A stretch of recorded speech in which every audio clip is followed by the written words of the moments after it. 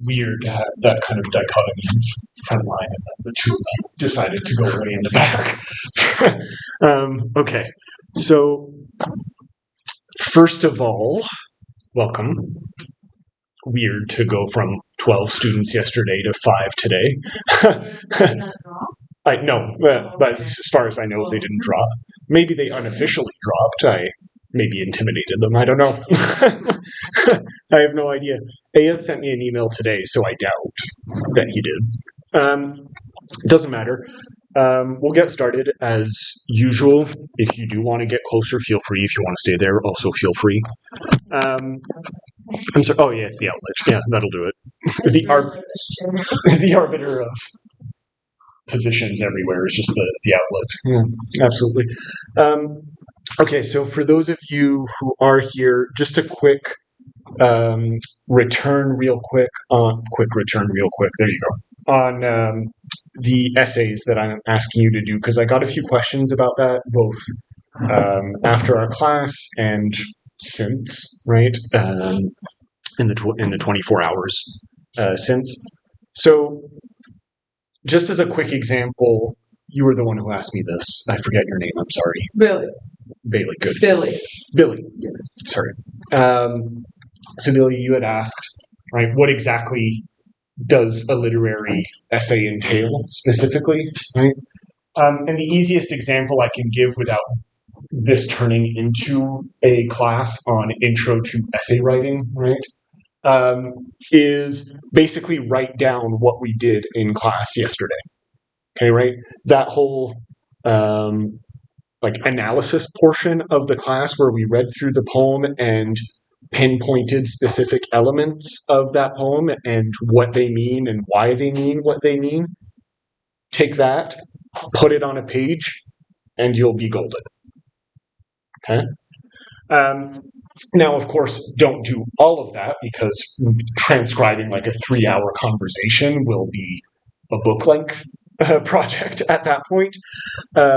But, take one or two of those elements, for example, write them down in somewhat of a cohesive way, and that should be more than okay. Does that make sense? Genuinely, though, if you do want specific advice on your writing, I'm sure you've all written essays before, I hope, just in other classes. If you do want specific advice or to workshop your writing with me, feel free to send it before you actually submit. Like I mentioned yesterday, half jokingly, I have a lot of free time between my classes here, okay?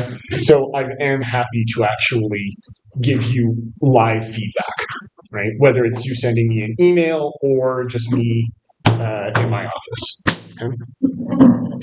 Which I didn't mention, but my office is basically in the basement, okay, for those of you who didn't look at the syllabus. That's good.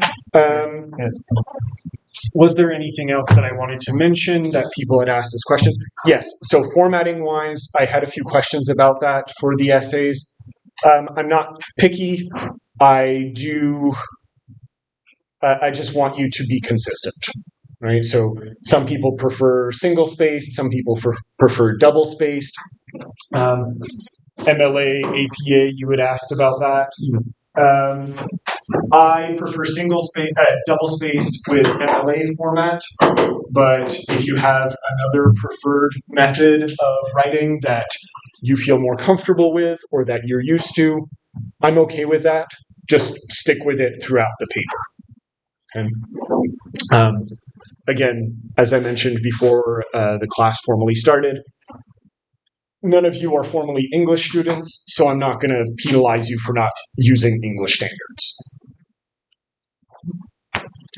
But I think that's it that I wanted to come back to. Does anyone else have any questions that I didn't answer last night or tonight? Good. Yes. Is Loki Friday midnight? So I think we kind of touched on it. That's still okay to submit it by? Yeah, and I actually changed it on the Moodle. Yeah. I don't know if I said midnight. I just changed it, but whatever. Yeah, Friday. That's how I work like 9 to 5 when I come here in the afternoons. So Loki Friday would be after. Yeah. You said before next week. Right? I think the way I set it up was that even if you do give it in late, you'll still be able to like put it up on the Moodle. But yeah, that's What would be the best like workshopping window for like it's due? yes, before it's due, preferably. Yeah. Like so before Friday. If you want to like workshop it with me, yes. So I'm consistently on campus from Monday to Thursday for when our classes.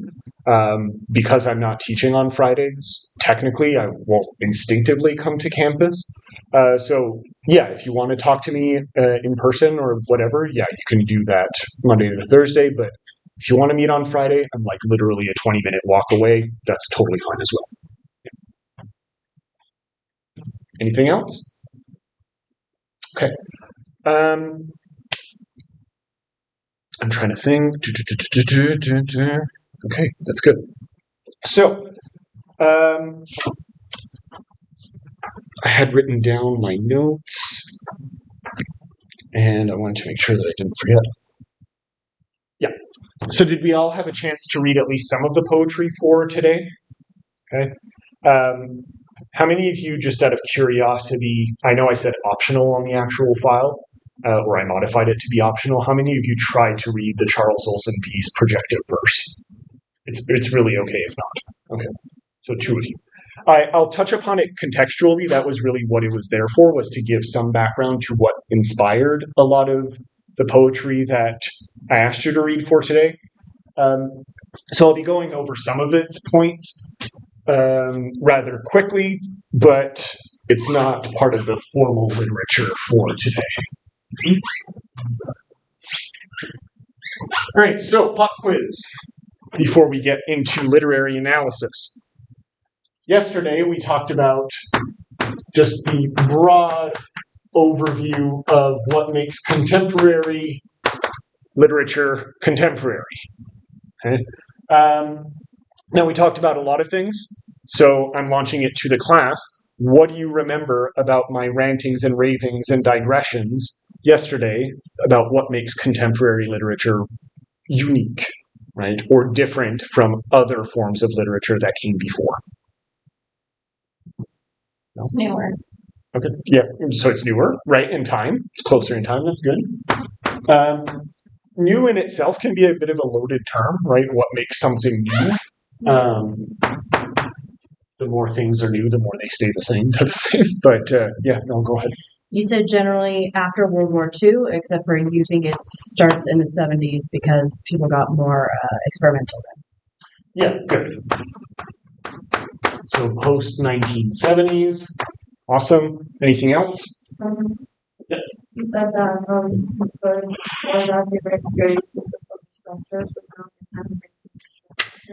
Good. So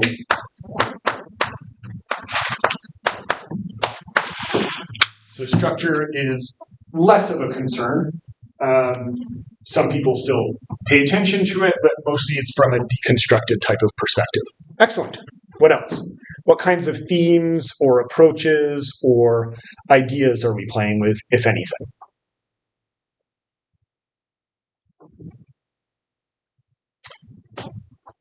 Here's where I lost you. I can identify specifically where I started to lose you in that class. Okay. You can think of some of the poetry for today, actually, as informing some of those themes and ideas. Okay, yeah, sure. So colonialism, certainly, it's not one that we explicitly, like, we tangentially brought it up through the poetry, of course. But yeah, colonialism is certainly one. I brought it up in relation to history, right? That was the kind of broader theme that we brought up as being something that concerns a lot of writers today, right? What is the notion of history? How do we understand it? Is history just a story that we tell ourselves? For a lot of people, yes, right? It is just a story. An important story, but a story nonetheless. Anything else? We talked about another one in relation to the Romantics and like how that shifts. I was going to say moving away from the Romantics. Okay, good. what specifically are we moving away from the Romantics? Like what The structure, the tight box. So the Romantics are still very much concerned with form in many ways, but also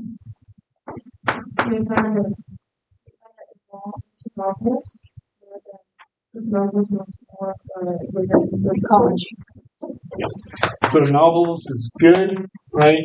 Much more contemporary form overall, and yes, ecology. Okay. So romantic ecology, we're moving away from that. Some people have made the distinction between nature as like a construct, right? Just it's a term used for the construct of nature in the same way that we use landscaping, for example, right?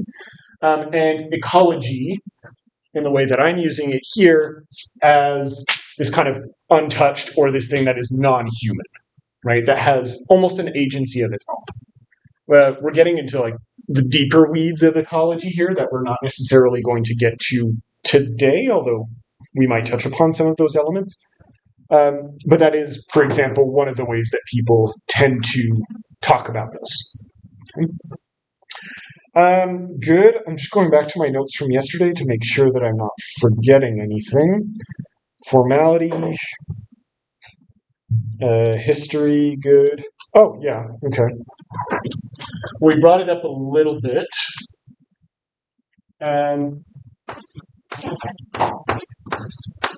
Arguably, literature has always been political, right? I made the joke yesterday of like starting at Gilgamesh, right? Literally, Gilgamesh was a king. Oh boy, now I'm like really blanking on that. But I'm pretty sure, like, regardless, there are politics in Gilgamesh, right? So arguably, from the dawn of literature, there has been politics. Gilgamesh is the king. Yeah, exactly. Okay, that's what. Yeah. Okay, good. So I wasn't wrong. Gilgamesh is the king. Regardless, political, right? So the major difference now is that, of course, the politics that we are engaging with are recognizably modern, right, or recognizably contemporary to us. All right, very good. But I just wanted to do this as a bit of a refresher for a class. I'm not necessarily going to do this every single class. Okay, now a little bit on today's poetry. So, as we see here, I kind of took a few poets and that are broadly considered to be a part of the TISH movement that emerged in British Columbia in the 1960s. Okay. Now we're getting a little bit into the more Canadian literature aspect of the contemporary literature class that I've constructed, if only geographically speaking. And the reason why I wanted to really emphasize TISH at some point in my class, i.e. today, is because at one point, and we can have a whole debate about this, not that it's super necessary or interesting to do so, but at one point it was called one of the most influential magazines or literary magazines in Canada. Right? And what's interesting in Canadian literary history is that TISH was very much demonstrative of a wider shift that was happening in the Canadian literary landscape at that time. Okay. Were there innovative poets before them? Yes. Have there been since then? Absolutely. Okay. But what's really interesting about TISH is that it's self-consciously different, or it was self-consciously different, both on the level of the poetry that they were actually writing, that you probably would have read today, or that you hopefully read for today, but also on the way that that poetry was disseminated to a wider audience. Okay? So for today, what I wanted to focus on in my kind of little presentation is where it came from as a movement and as a group, what they stood for, and also the materiality of the actual poetry that they were printing and producing. Okay. And once we're done with that, probably it'll be time to take a break. We'll see how long I kind of ramble on about this, and then we'll analyze the poems. Does that make sense for everyone? All right. I ask as if you have a choice. I'm the one who decides how this class is going to be organized. Okay. Nope. Computer. It's going to be a hassle to figure out two computers at once. All right. So as I mentioned before, the TISH poetry movement is in part inspired by the article that I had put up on Moodle, which I gave as optional and two of you read, by Charles Olson, who was a poet in his own right, called Projective Verse. Okay. Charles Olson, if you've read any of his poetry, was very well known for a collection called the Maximus Poems, which are very dense, and personally I'm not a huge fan of, but that's less because of what the poems are actually trying to do and just more on a personal aesthetic reason. I'm not a huge fan of them. But it was trying to do something different, much in the same way as, Mark, you were bringing up yesterday, the Beats were trying to do something different around that time. So the Maximus Poems came out in the 1950s and were extremely popular and extremely well regarded, especially in poetry circles, right? Where the Beats were accessible to a wider audience, right? Everyone knew the name Charles Ginsberg or Jack Kerouac. It influenced, right, the hippie movement that came out in the 60s and up until the early 70s. Charles Olson was a poet's poet in that sense, right? And Tish would very much be inspired by this. And I said the Black Mountain Poets, they were another group of poetry that came out just before Tish, had similar ideas, but were technically based in the United States, in Washington State, so just below British Columbia, of course. So geographically, you can start to see where Tish would have taken that their inspiration from, right? Just across the border. We're going to come back to this. This is what big nerds called foreshadowing. Okay. Okay, so for the two of you who read parts of Projective Verse, like how far along did you get into it? Oh, sorry. Who else lifted their hand? So Mel, you did. I thought someone else had lifted their hand. Okay, yeah. How far along did you get? Not very far. Okay. How far along did you get? You read it all. Okay. What a legend. Damn. Okay, so I'm just going to pop it up here. Here we go.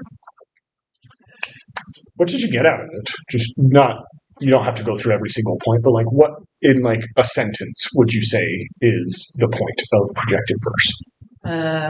He's talking about taking apart structure and taking away all of the extra stuff and digging out what's really there and being very intentional about it. Good. I like that. So it's much more, if I want to take it even further, it's a much more bare bones poetry.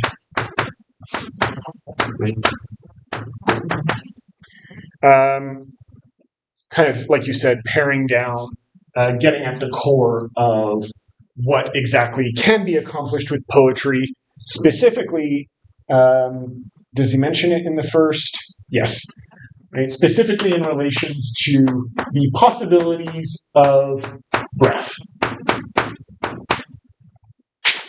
So we talked a little bit about this, even if we didn't use those terms yesterday, but this makes sense, right? Considering what poetry is for the longest time, which is to say a spoken form that is communal. Right? And you'd think that given that poets were speech artists in the most basic sense of the term, that breath would be at the forefront of a lot of what poets were thinking of. But there is a distinction between breath and rhythm and cadence. Like, yes, they're related to one another, but technically they are separate terms. Okay? The rhythm of a word can be different, right, depending on who actually says it, right? We saw that yesterday when we did the kind of class reading of history lesson. People read certain lines differently, certain words differently. And so what you see for a lot of the history of poetry is that the word itself kind of takes precedence over the shape of the poetry, right? It's what actually determines, right? You kind of fit the word, to the structure and format of the poem that you're trying to write. I gave the example of sonnets yesterday. Right? Sonnets have a specific shape to them, and so therefore you need to find a certain word to fit within the sonnet form. Okay? I'm glad that heads are nodding. Okay, so people remember stuff. Okay, so Olson thinks, great, a lot of those poets are wonderful. And he brings up Keats and Milton and Wordsworth and Pound and Williams at the start. Just from his examples, you can see also that Olson was very much focused on male poets. He's not wrong, they are great poets, but that informs a lot of his outlook as well. And what he's saying is, these are all great, but in order to make poetry new, right, we need to go beyond the actual constraints of the written page and the forms of poetry, what we were talking about earlier, and we'll be able to do that based on how a poem is actually projected, how it is breathed, how it is felt, right, in the actual way that we say it. Right? We must first think about the projection of the poem. If this seems rather abstract and hippy-dippy, you're probably right on some level. Right? He was trying to kind of make for a more free-flowing and easygoing and accessible type of poetry while still being very radical. Was he successful? That's for you to decide. The fact that we don't necessarily think of Charles Olson in the same way that the average person would think of, for example, Jack Kerouac, right, today, maybe indicates to what extent he was successful in the way that, poetry should be reinvigorated. But, popularity isn't necessarily the determiner of quality either. Who's to say? Regardless of how we feel about this, so Charles Olson would go on then in the rest of the article to describe his manifesto, so to speak. Right? And we're not going to go through every single one of these, but the first parts of a lot of this manifesto, quote unquote, does break down a lot of what I just said. So focusing, here I'll just zoom it in here. So focusing on the kinetics of things, right? How not only how the poem moves, but how the world around us moves, and how that movement of the world, of ecology, if you want to use a different word, right, can shape how we actually construct a work. Let's see, what else does he say? So breath is the principle itself. Okay? He says here, just move it across, in all caps, and this is not just a weird adaptation of the version of the PDF. This is how it actually was printed in the original article. Right? Form is never more than an extension of content. Right? So literal reversal of what had been the assumed notions of poetry before, right? Where content was meant to fit the form. Okay? And just number 3, and that's where we're going to stop for now, the idea that the breathing and the construction of a poem through breath, right, is itself a process. It is something that changes over time. It is something that's as fluid as you would imagine a breathing being to be. I say being because at its most radical, if you really want to take him to his word, technically any non-human and human could make poetry, right? A nightingale could make poetry, so to speak. We just don't understand it because we don't speak nightingale. Right? He doesn't go quite in that direction. I don't think it would have occurred to him, but it's an interesting thought to have nonetheless. Right? What is capable of poetry? Is it just everything that is breathing? Fred Waugh might actually take it into that interesting direction. A tree technically breathes, right?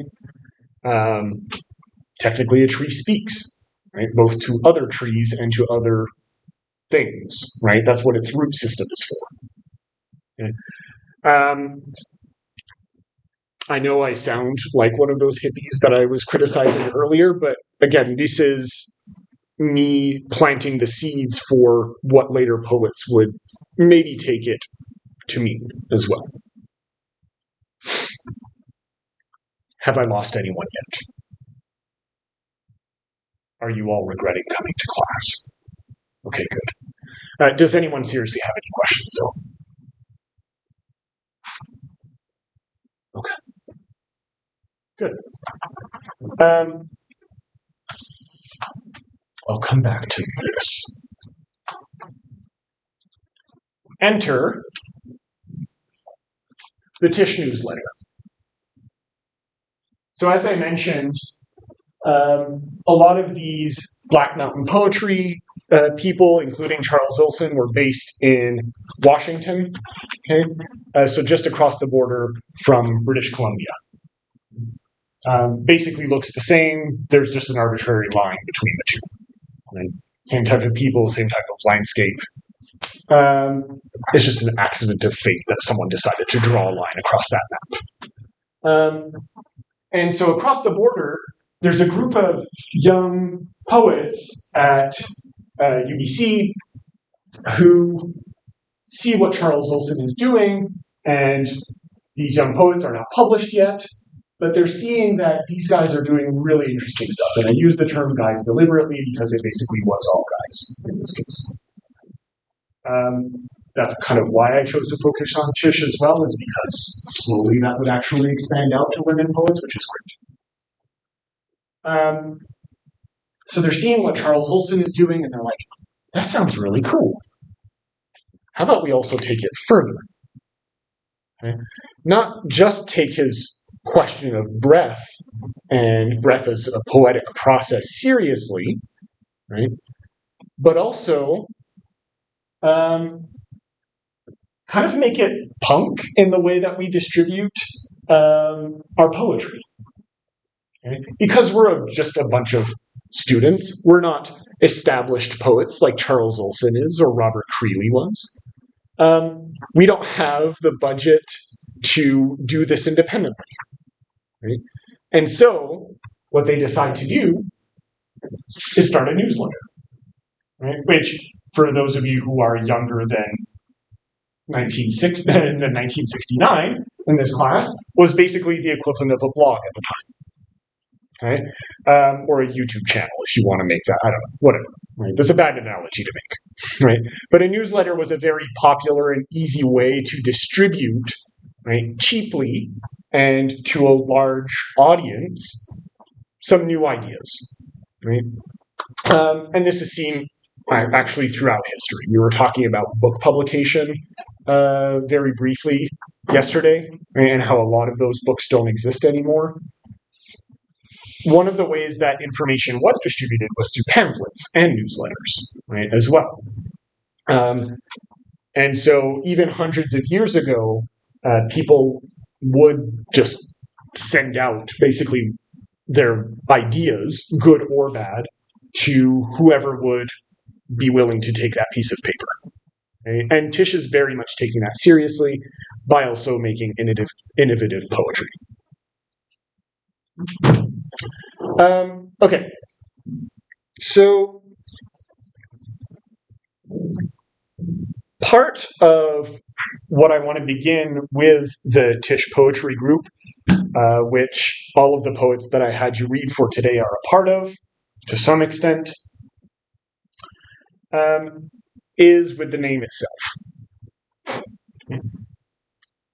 So if you look at the word TISH, and I swear this is going to pay off, right? There's a reason why I'm actually talking about their name, because it relates to their project and how it's pushing further what Olson was talking about.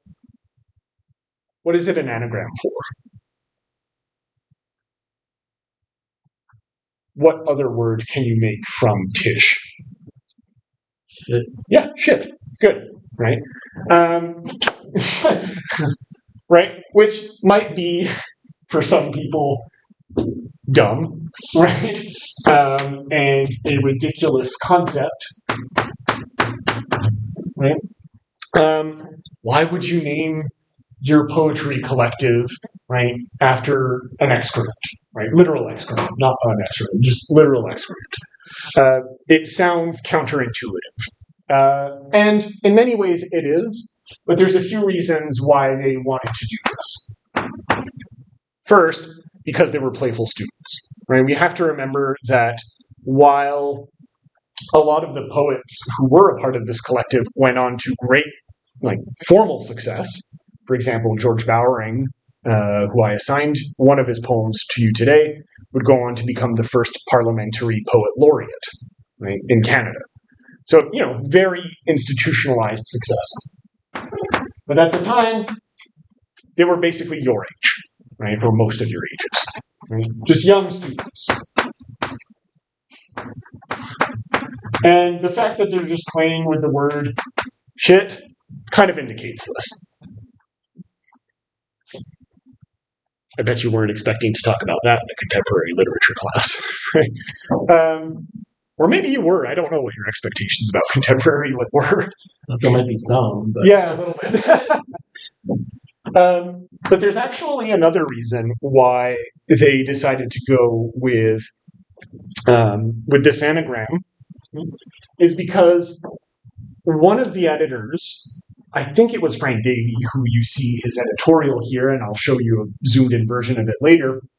I think it was Frank Davey, had read an anthropologist called Carl Sauer.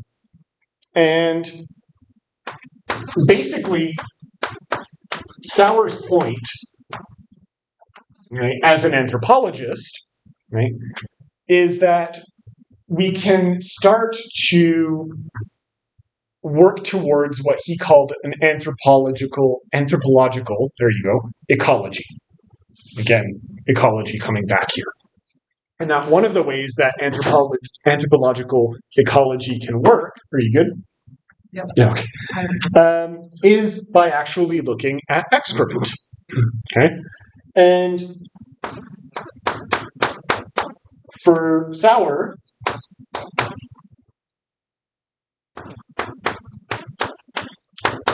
nope. I'm not going to have enough room to write it anyway, so we'll just acronym. For Sauer, right, the actual study of feces, human and otherwise, would be an actual indicator of how a civilization progresses, right? What's in it, right? What kind of food did people eat? Where did they actually put it, for example? Now, why does this matter to poetry? For Davey and the other editors of TISH, the idea was that culture and poetry could also be, right, these similar types of indicators of where a human civilization is at, right, or where a civilization is at. And they felt that this was something that had been lost, right, as one of the primary motivators of poetry. Okay. Again, some people disagreed thoroughly with that basic premise, right, that they claimed opposite them, that no, that concept of poetry as a standard, or culture as a standard of where civilization is, never went away. But that was basically the idea that Tish was going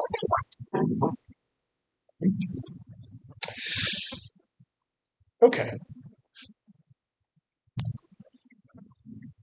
And also, I guess, the idea of anthropological ecology, if you want to take it further, it does add to this idea of locality and environment as co-creators with the actual culture that you're creating and producing.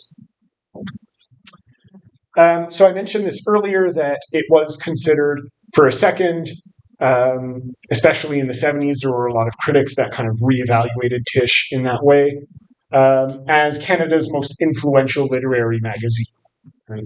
Unsurprisingly, this is an ascription that Davy, as a poet and critic himself, would thoroughly embrace, right, and push, which is fine, right? You kind of gotta, you have to sell your own ideas as well.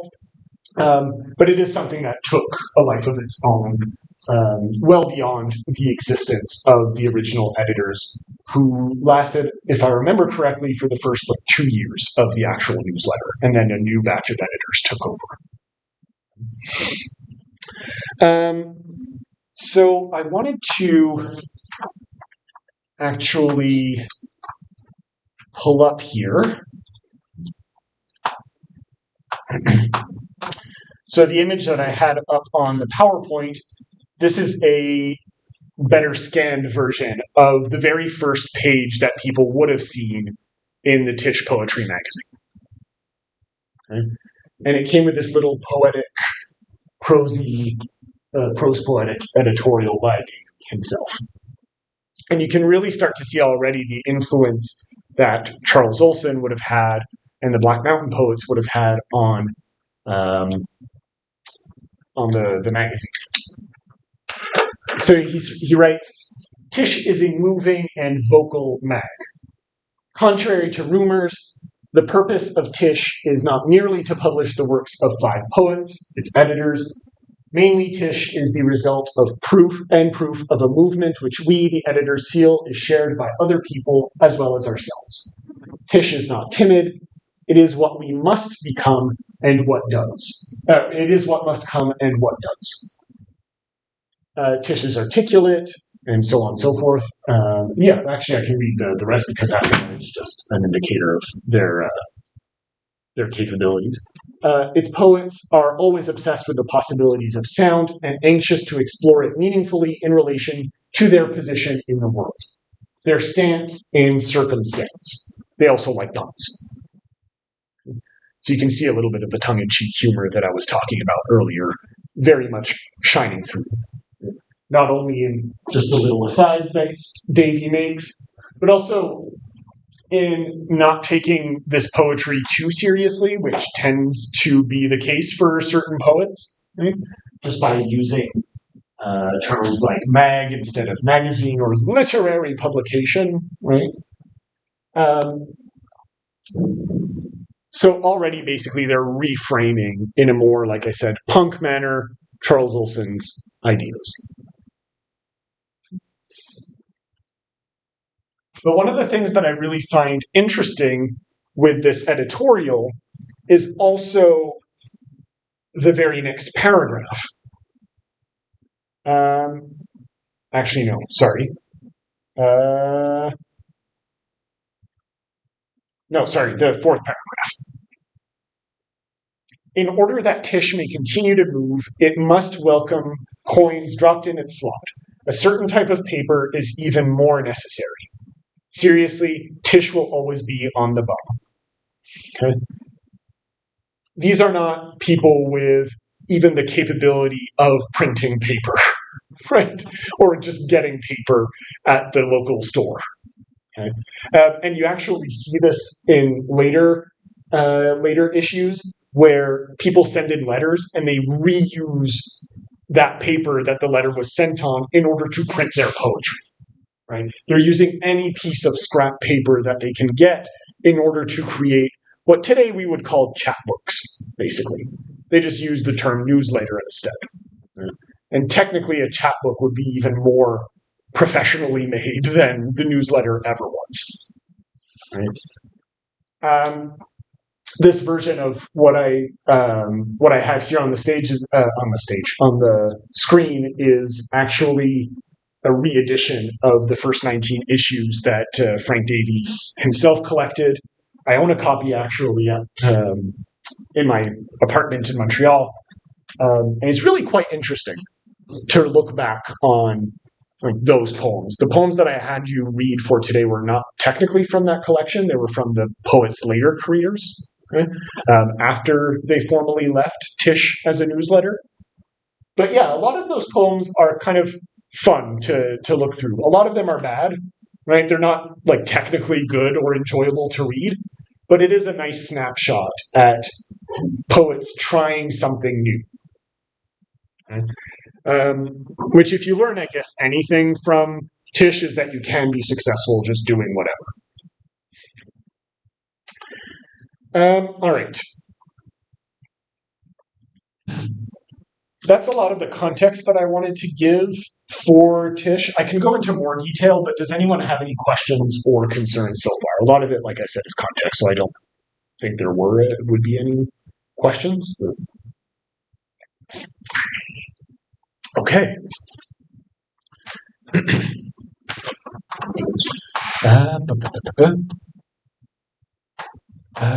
Before I go back to the PowerPoint, this is not super fascinating.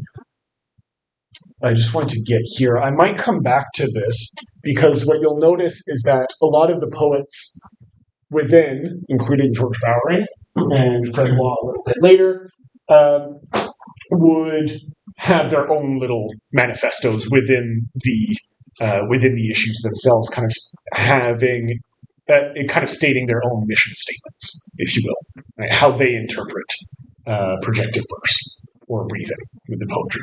So I might come back to this, and I just want to put it up here and now.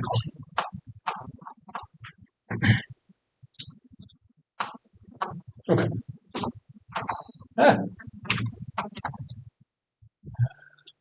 Oh, sorry. You. I thought I had some notes somewhere.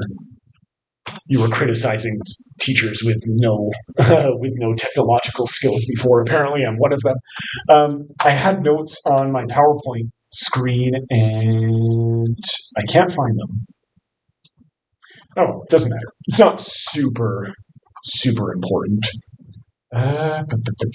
Show presenter. There we go. Okay. So, okay, great. Now you see my actual. Damn it. All right. Well, whatever. The only thing that I wanted to mention finally is this little bit here that I thought was kind of interesting. This is mentioned a few times in TISH's run as a newsletter, that they're aiming for what they call open verse, a reaction to closure and the tyranny of fiction, and the, quote, privilege of the complete sentence.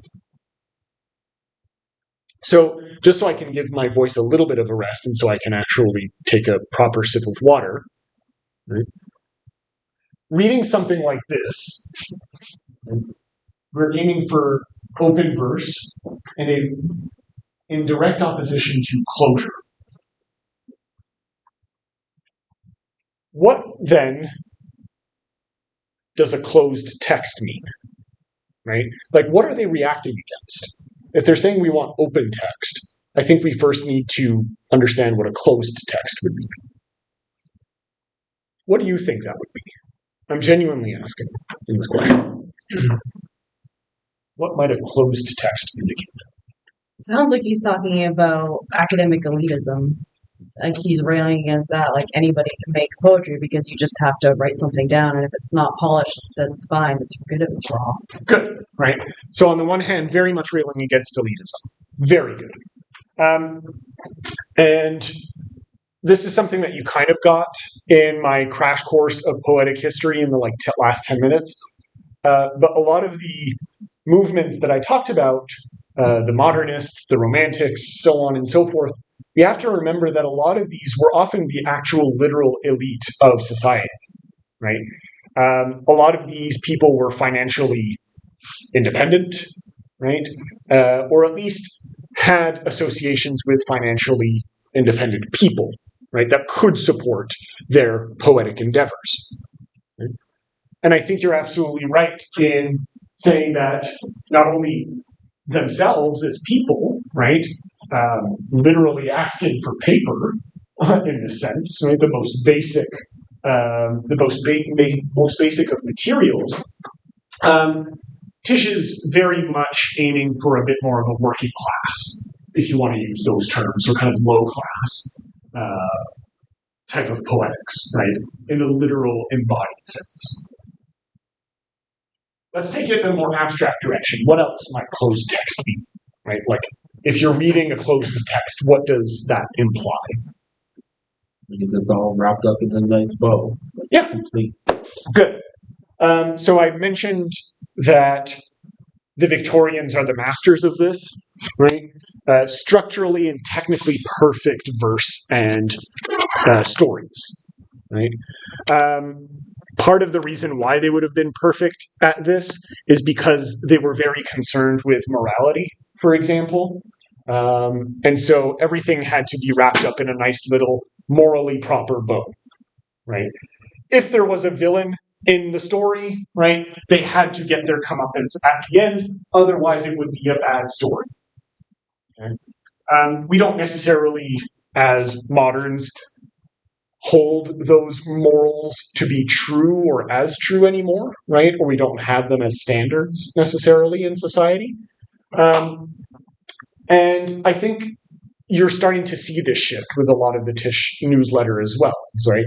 Is that as society is changing, right, with more fluid moral standards, right? This was the time of civil rights, for example, both in Canada and elsewhere.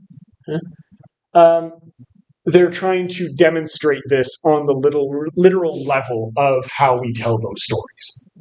We no longer need them to be wrapped up in a nice little bow, as Mark was saying. Anything else that comes to mind with closed text? I think those are the two main ways that I think that would be good, but I'm just curious if anyone else kind of was thinking of other ways that we might think of a closed text. Yeah. Something like finite thoughts or like sequences rather than like a open question. Good. But also with the one called punctuation. Mm-hmm. Yeah. Good. Hold on to that thought. Yeah, but yes. Because punctuation doesn't necessarily mean that the thought is closed, necessarily. Like on a literal syntactical level, yes, but on a thematic level, not necessarily. But yeah, the idea of leaning towards more open and abstract questions is a powerful one, right? And this ties into the question of morality that I just came in, right? It has to be nicely wrapped up in that sense, right? But also just the willingness to ask more open questions that don't necessarily have a clear, distinctive resolution can be a really productive one for the writing of poetry specifically. And while Davies' editorial does mention that they're willing to publish any kind of poem, short story, or essay, you will notice throughout the run, if ever you do look through those archives, that it is mostly poetry. Like 99% of it is poetry. And any essay that does come through is a very poetic essay. And I think part of that is because poetry does lend itself a little bit more to that open-endedness, at least at the time. We would, of course, now have, well, she's dead now, but writers like Alice Munro, who did use the short story in that way, right, of opening up or leaving more open-ended questions. But at least where they're concerned, that was easier with poetry. So like basically they're just trying to break down barriers, like, right? Because like you don't have to be elite to do poetry, and this was like offering people a chance to get their work out there, a small window to get it seen by lots of people. Yes. Where normally it would be like the elite, like as you say, like when I look at the tyranny of fiction or privilege of the complete sentence, like see the word privilege, like only privileged people would know how to complete a sentence because they're educated more, et cetera, et cetera. Yes. And this is, I think, a direct response to the modernists that are still quite popular at the time. Right? They mention, Olson mentioned Pound and the other one that he mentioned, the other modernist, I forget in his article, but he mentioned Pound and other modernists, basically. But a lot of them rhetorically were like, yeah, we're on board with the working class, or at least they had like some kind of populist discourse. Famously, Pound took that populism in like the extreme right. He was a fascist, but still he had like that populist discourse associated with him. Right? Others took it in like the far left direction. But the way that they actually lived didn't represent that, right? And the types of vocabulary that they used didn't actually represent that. Okay. So Tish is taking that seriously. I think you're absolutely right, Mark. It's kind of like they're like the Occupy Wall Street movement of poetry. Yeah, that's a really good one. That's why I use the term punk. It would have been a little bit more contemporary to them, even if punk was a little bit later. But yeah, I like the idea of Occupy Wall Street if you want to make it even more contemporary. Good. Anything else that comes to mind, or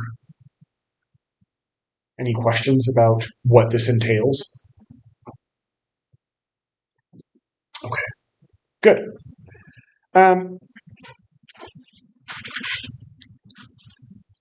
So what time is it? 7?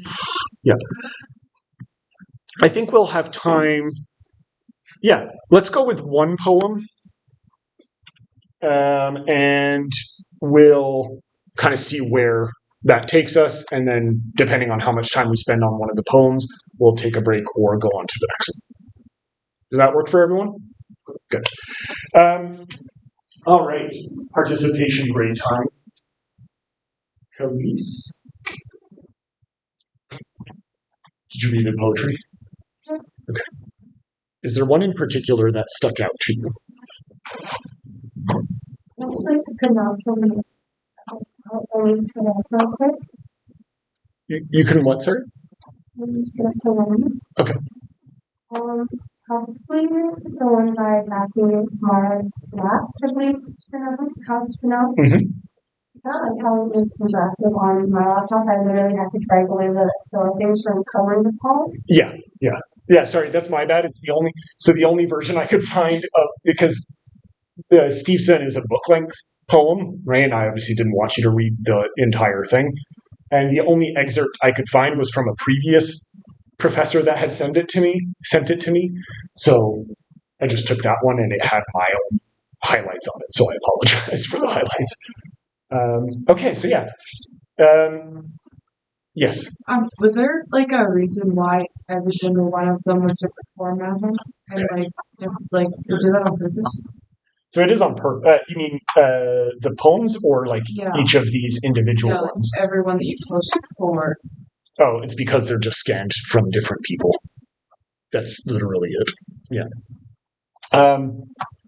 Because even the Marlatt. I don't know, Marlatt. I think it's Marlatt. Marlatt one. Some editions actually have images that accompany them of the town of Steveston, okay, which is an actual town. So yeah, I just took the poetry that I could find. The George Bowering one is a PDF that I managed to make for my own copy of that poem. Like, I did what I could, right? Because I didn't want to bring like 1 million books to Manitoba from Montreal on the plane, because it would have been a hassle. Okay, so yeah, let's start with Daphne in this case. Had anyone ever heard of Daphne Marlatt as a poet? Okay. I think she's probably my personal favorite as far as like actual technical poet is concerned. Right? I like a lot of Fred Waugh's work as well. I like a lot of their work, but I think Marlatt is the most accomplished of these poets. Okay. And as with all the poetry, I was lucky enough to find recordings of at least one of those poems being being told by the author themselves, right? Which I find great, and is a testament to why the internet should exist, I guess. I often rail against the internet, but just finding these recordings proves that at least it has some value to it. The George Bowering one is literally just someone who recorded it at a house party that he was giving in the 60s, and it just so happens that we still have that recording floating around today, which is awesome. Anyway, so I found this recording of Marlitt, who's part of the later generation of TISH, as far as editorial is concerned. She published in that original run. I think she published in TISH number 2. She just has a short poem. But she would take over editorial duties in 1963 after the original group leaves. Okay? So not technically a part of the first generation, but she is a very interesting voice nonetheless that does take these ideas seriously. So I just wanted to play this little clip for you. This is Marlitt reading Imagine a Town, so the very first poem on the PDF that you have.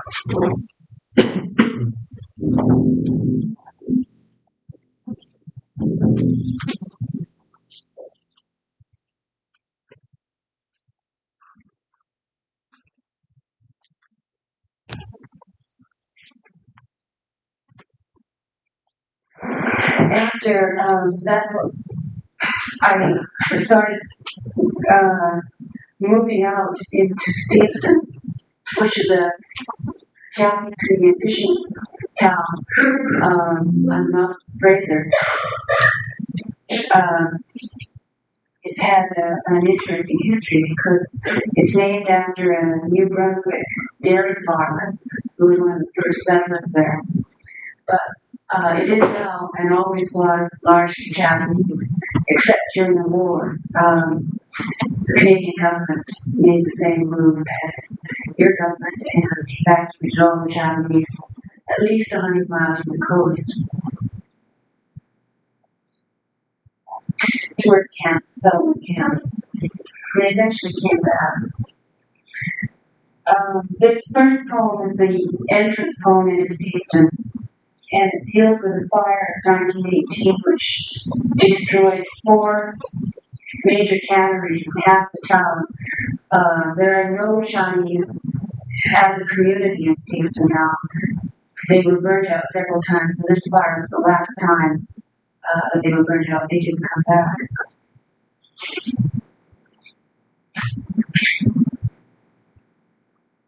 Imagine a town.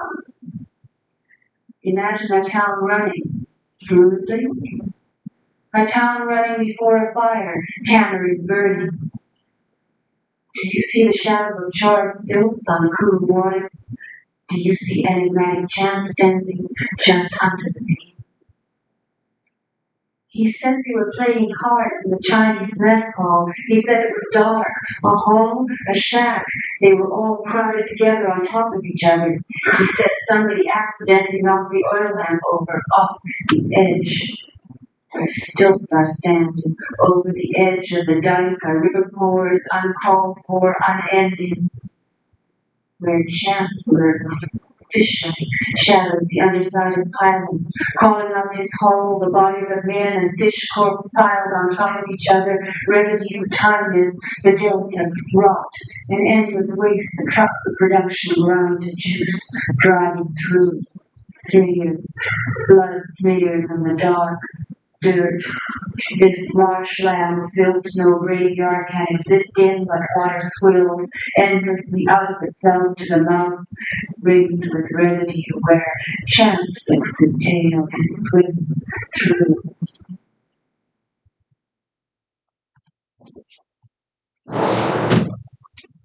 Okay.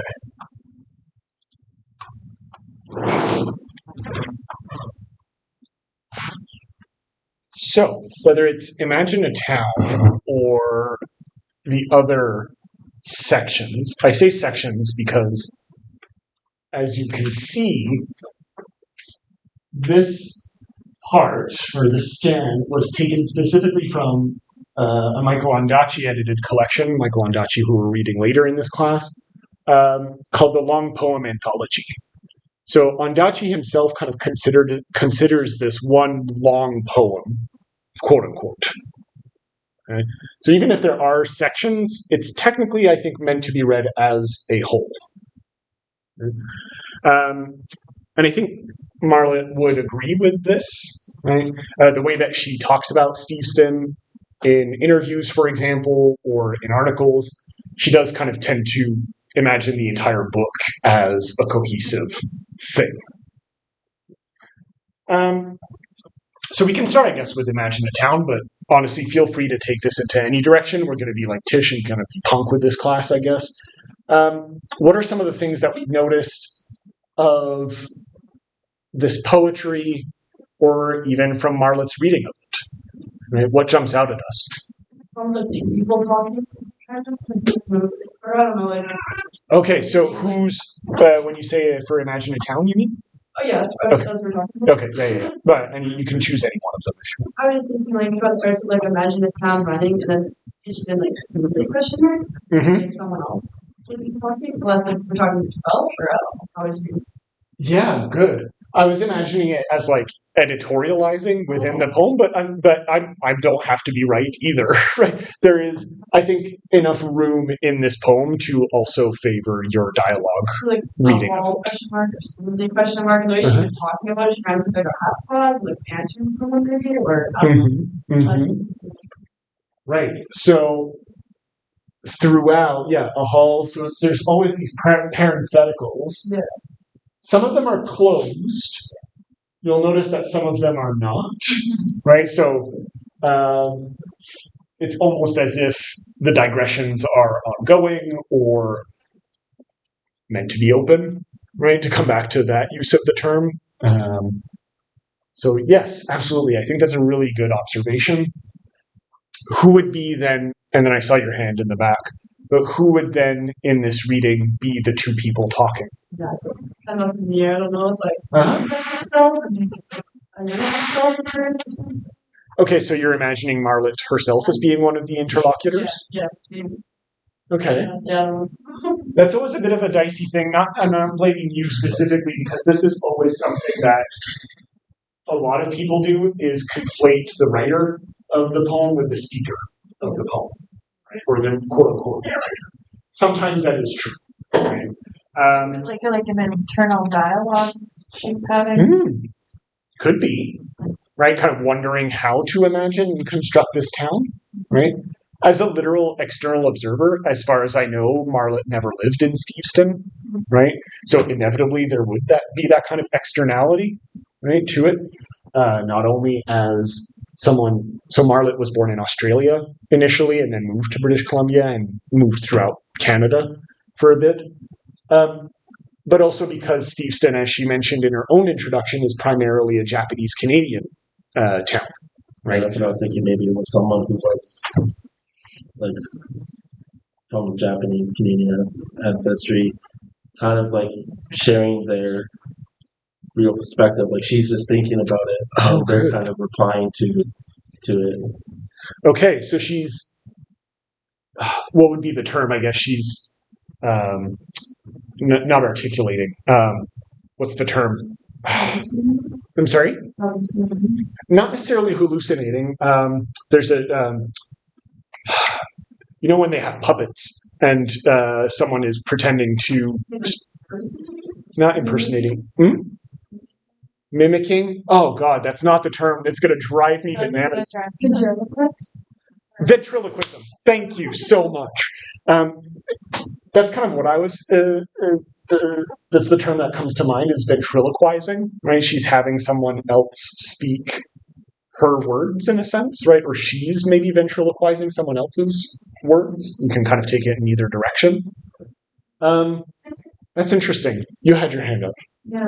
So when I read it, I felt like it was more script or like a more historical dialogue. Historical dialogue, I would agree. Where do you get film script from? Like the way it was written, it was like kind of like a film script. Like in the Imagine a Town running, and then she would describe it. So like if you were acting it out, like you would know how to act it out. Oh, interesting. So that makes it, if you want to keep in the literary, it's almost novelistic, maybe? Yeah. Okay. Yeah, okay, like a narration. So then is it poetry? Yeah, Yeah, it's still poetry, but it looks a little bit like something else. that's what I just gave it. Okay, yeah. No, I would certainly agree with the historical element to it. Not only from our perspective, right? This is a poem that was written like 4 decades ago at this point. The original Steveston book came out in 1971, I want to say, 1972, something along those lines. But also, as a community, Steveston had, decades of history prior to that, right? As is indicated by the poem after in the scan that I saw your hand, Mel, which takes place in 1913, right? So that historical component does come back again and again. Good, yeah.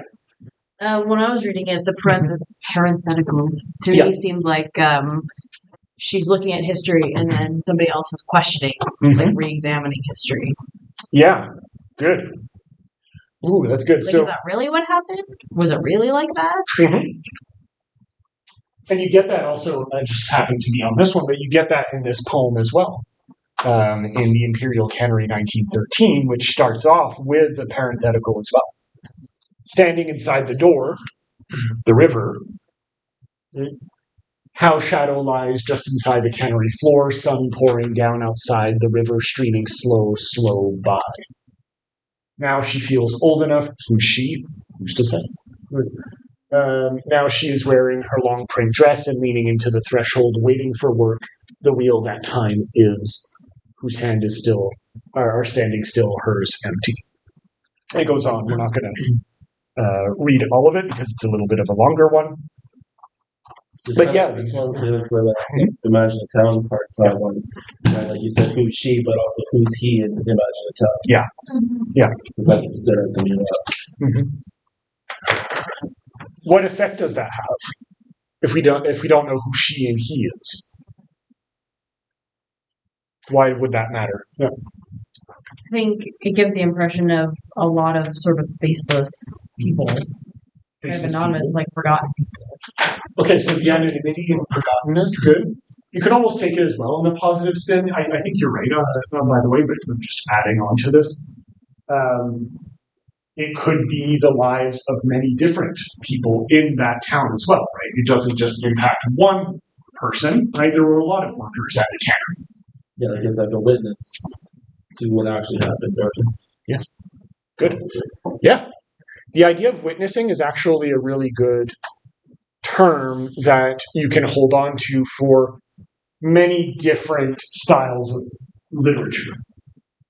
I would even say hold on specifically to it in relation to tomorrow's text. Right? I hope you started reading it, right? Some of you, Angélique, right? The whole play that we're talking about tomorrow. As much as possible. We might do it over 2 classes, it depends. But the idea of, I guess, going off the ventriloquizing element that I was bringing up earlier, right? Who is actually seeing and who is the witness to the historical event matters a lot. How can you trust a certain witness to a historical event? How can you interpret a witness? Is it even fair to call them a witness? Because in our day and age, when we say witness, it has a legalistic connotation to it, which means that someone is on trial, perhaps. That's not necessarily the case, but it has that implication. So these are all paths, I guess, that you can maybe think of. Good.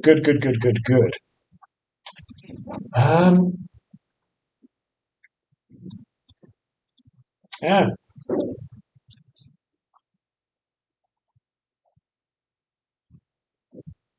The Imperial Cannery, I think, has a really good first line because it indicates something that becomes a recurring image in Steveston, and that you may have noticed just in the excerpt that I gave you for today. What element in that first line comes back over and over again in some way, shape, or form? Water. Good, right? In this case, it's the river. The river, that's also a door. But then, just in that same poem, and later in other poems, right? Fish, the freezer, the river, muddy wharf, right? Just in that stanza.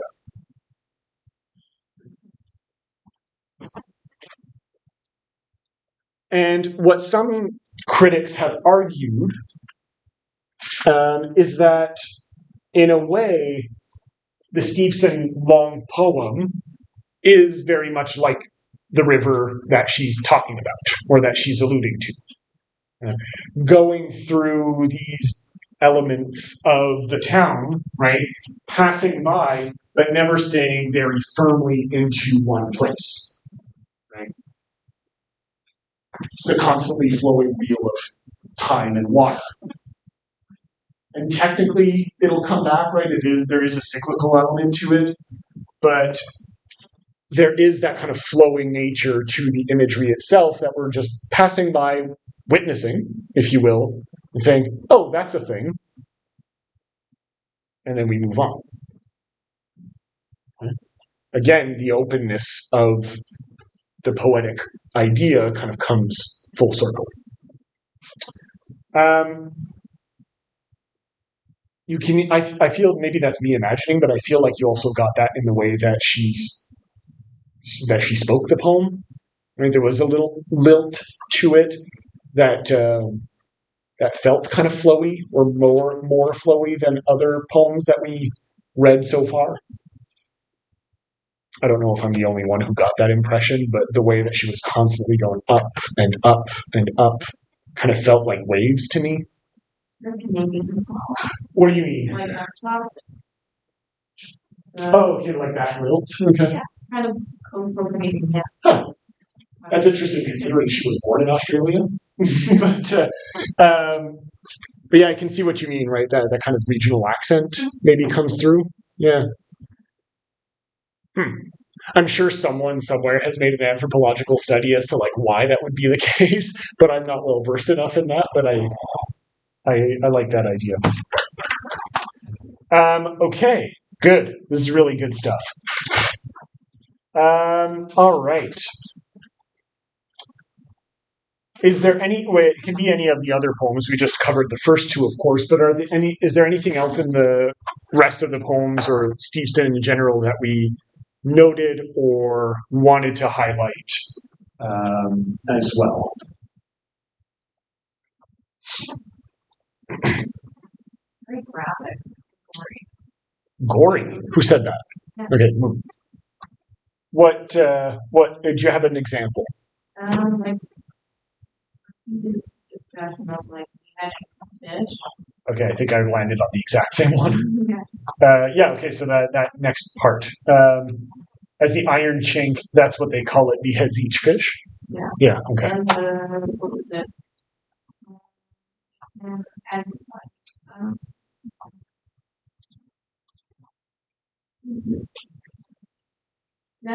that meaningless stare, fish eyes, is it only dead we recognize them in a crimson sauce of their own blood. Which poem is this? That is Steveston as you find it. Oh yeah, okay. Which part, sorry? That is Oh, yeah, that's, second stanza. Good, found it, yep.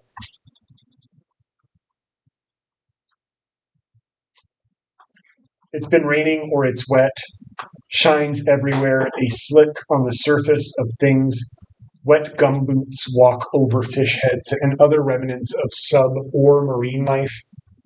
Brought up from under, reduced to the status of things, hands lop off the fins, lop the fins off, behead, tail tossed. This matter doesn't matter. This matter that doesn't matter, into a vat, or more correctly, box. The forklifts will move where they swim, flat of eye, deathless, that meaningless stare, fish eye. Is it only dead we recognize them? In a crimson sauce of their own blood. Someone who hasn't spoken yet, why would it be so graphic? What does that add to the town?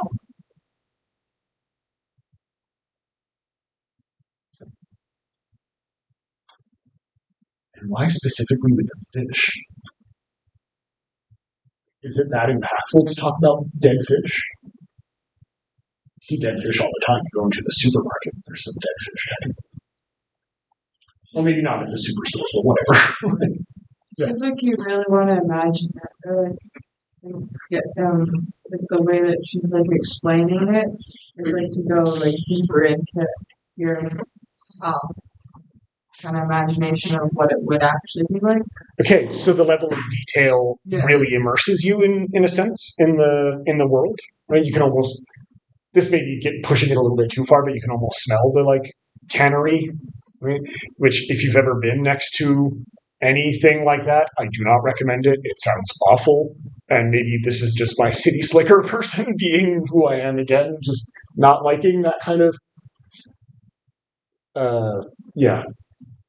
gross smell. But yeah, definitely it adds on to that feeling. Go ahead, Mel.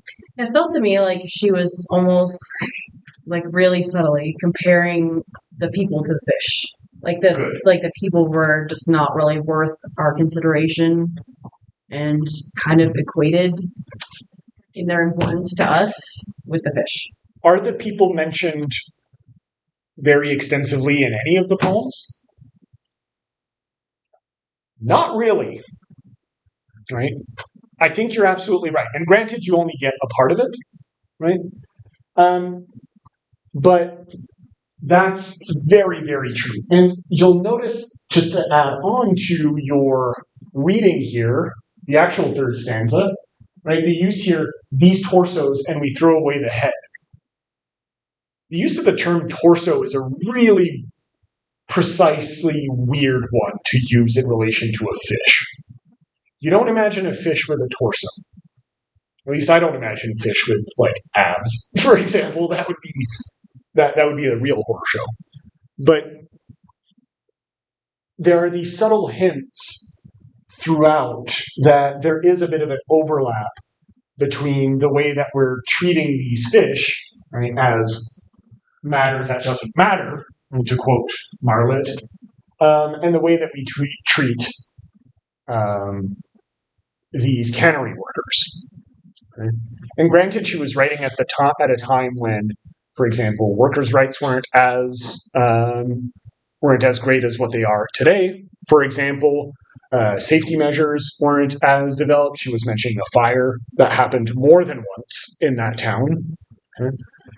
So this kind of concern for human safety and human lives can very much be mapped onto or mirrored onto the way that we treat these fish as simply byproduct, right? Again, do we entirely agree with her assessment? Maybe, maybe not, with the benefit of hindsight and somewhat better conditions for some of these workers, at least here in Canada. But I think it holds true, especially at the time, right? And especially considering the Japanese-Canadian context that she was bringing up at the start, right? For those of you who are not aware, she was referencing the Japanese internment camps that existed here in Canada during World War II, right? That's what she was referencing when she was talking about the displaced Japanese people, right? So again, just our government's willingness to scoop up thousands of people and shipping them elsewhere, right? Without actually asking them or without due process. Most of these people had been here for generations as well. Right? I thought it was interesting in the video when she was doing that introduction that she said she referred to it as evacuating. and I wasn't sure if that was correct for that. Yeah, that might be. I know the time, so Yeah, exactly. Maybe a bit of a euphemistic term that she's using here. Evacuation, I think, is the official term that was used for safety reasons. When obviously, because this was just after Pearl Harbor, and the Japanese were the big bads, right, along with the Nazis, and so the Canadian government just kind of moved them. Yeah. Okay. Good. That's really awesome. I'm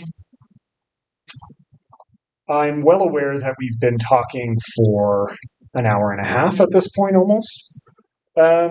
So we'll take a break in a sec, but are there any final thoughts that anyone wanted to bring up? As usual, I say as usual, I've only known you for 4.5 hours at this point, but you're doing really well. I like the insights that you've been giving. Okay. Come back at 7:30 on the dot. Okay? Go get some water or something. And when we come back, we'll talk more explicitly about Fred Waugh, who, by the way, is Japanese-Canadian, so that's a nice kind of connection there, and George Bowery.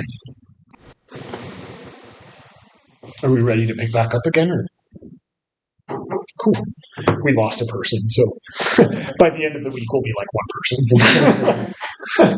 So before we move on fully, I forgot that I had it up, and I just really appreciate that quote.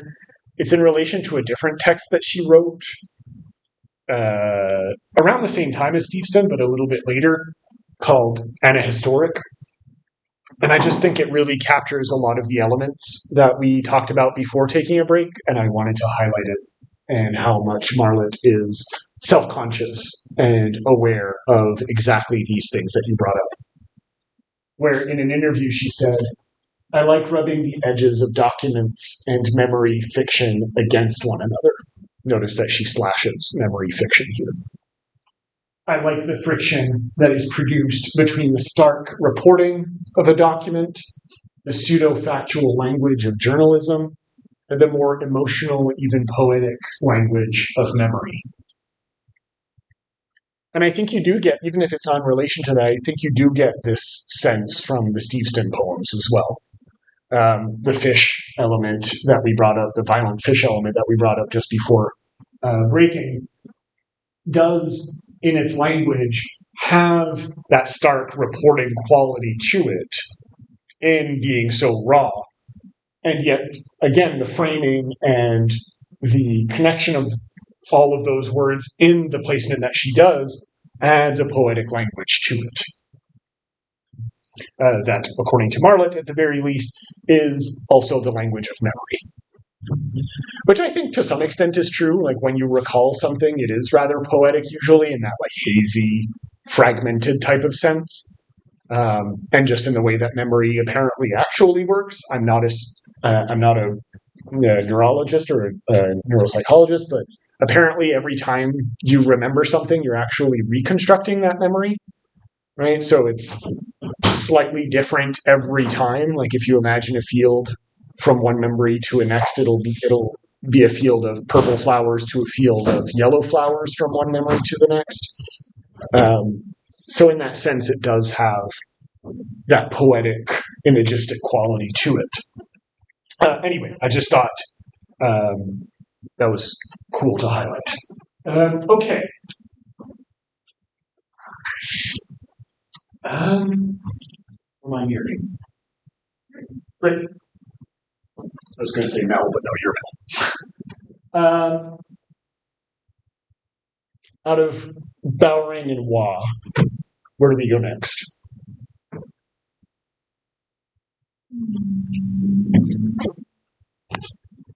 Or neither, and we just call it.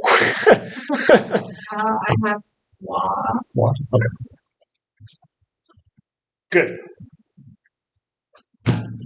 any particular poem that came out to you out of the? I didn't specify this. You had like Isabel Two Thoughts. Technically, it wasn't part of like the among poems that I wanted to talk about, but if you wanted to talk about Isabel Two Thoughts, that's fine as well. But yeah, I didn't technically consider it. I just forgot to mention it. Yeah, Brittany, any particular poem that you wanted to highlight? Let's do the Isabel. Okay, damn it. All right. Wa is actually, where Marlett, I think, is a really accomplished poet. Wa, I think, takes a lot of chances on poetry as a visual, and as I mentioned here, hyphenated product, if you want to put it that way. I don't like using the term product in this case, but you understand what I'm talking about, as in the sense of production. So, for example, in a publication that he did in 1975, he had this indigenous rock art that exists in British Columbia in the Stein River Valley that was produced by the Macatlan people with red ochre, right, and literally painted on the rock surface. And so he would reproduce those rock paintings, and on the opposite page have like these poetic, what he called transcreations, right, where he would write poetry that interpreted or described or entered into dialogue with those pieces of art. And that's just one example of this kind of hyphenation between cultures. As I mentioned before, Wa himself is also the product of a hyphenated culture in a sense, where his dad was Swedish and his mom was Japanese, or vice versa, right? One or the other. And that heritage really informed how he wanted to talk about himself, right? And now it's become commonplace almost to say like, oh, I don't know, like I'm Canadian Egyptian, or I'm British American, or whatever, right? This hyphenation is par for the course in the way that a lot of people speak about themselves.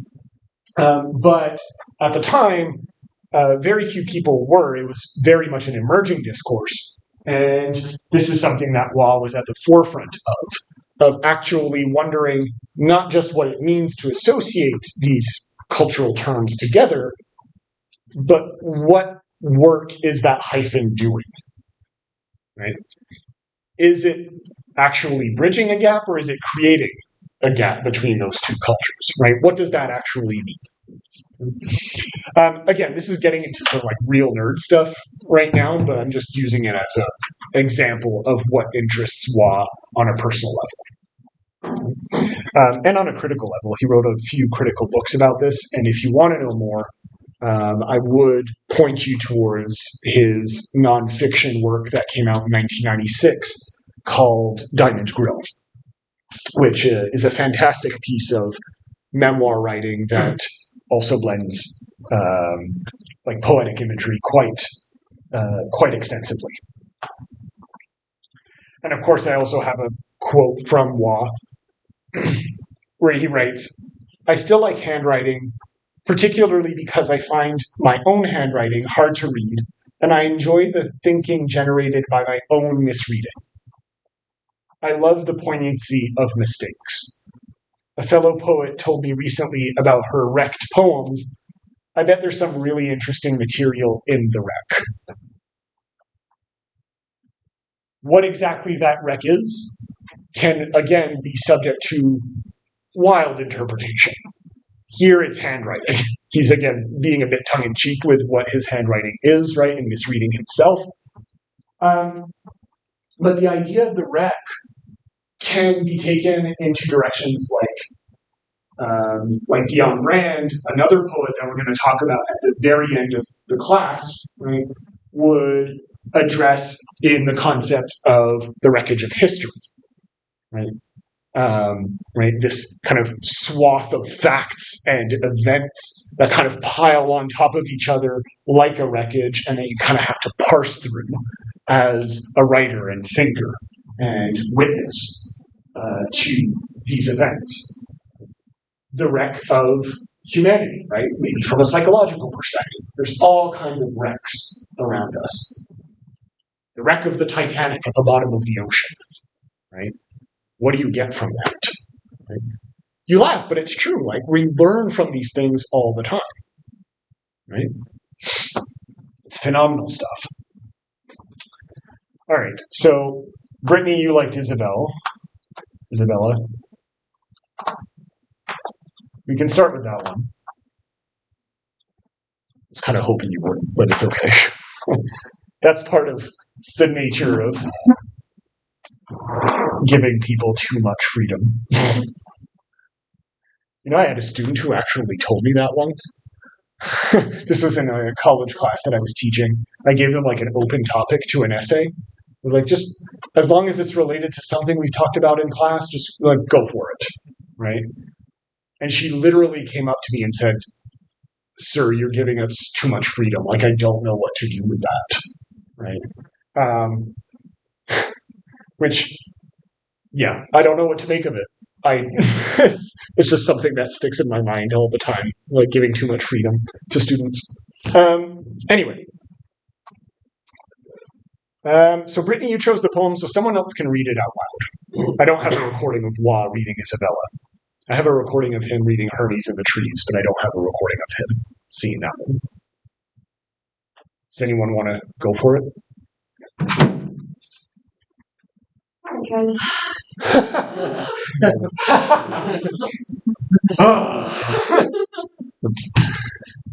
Isabella, two thoughts.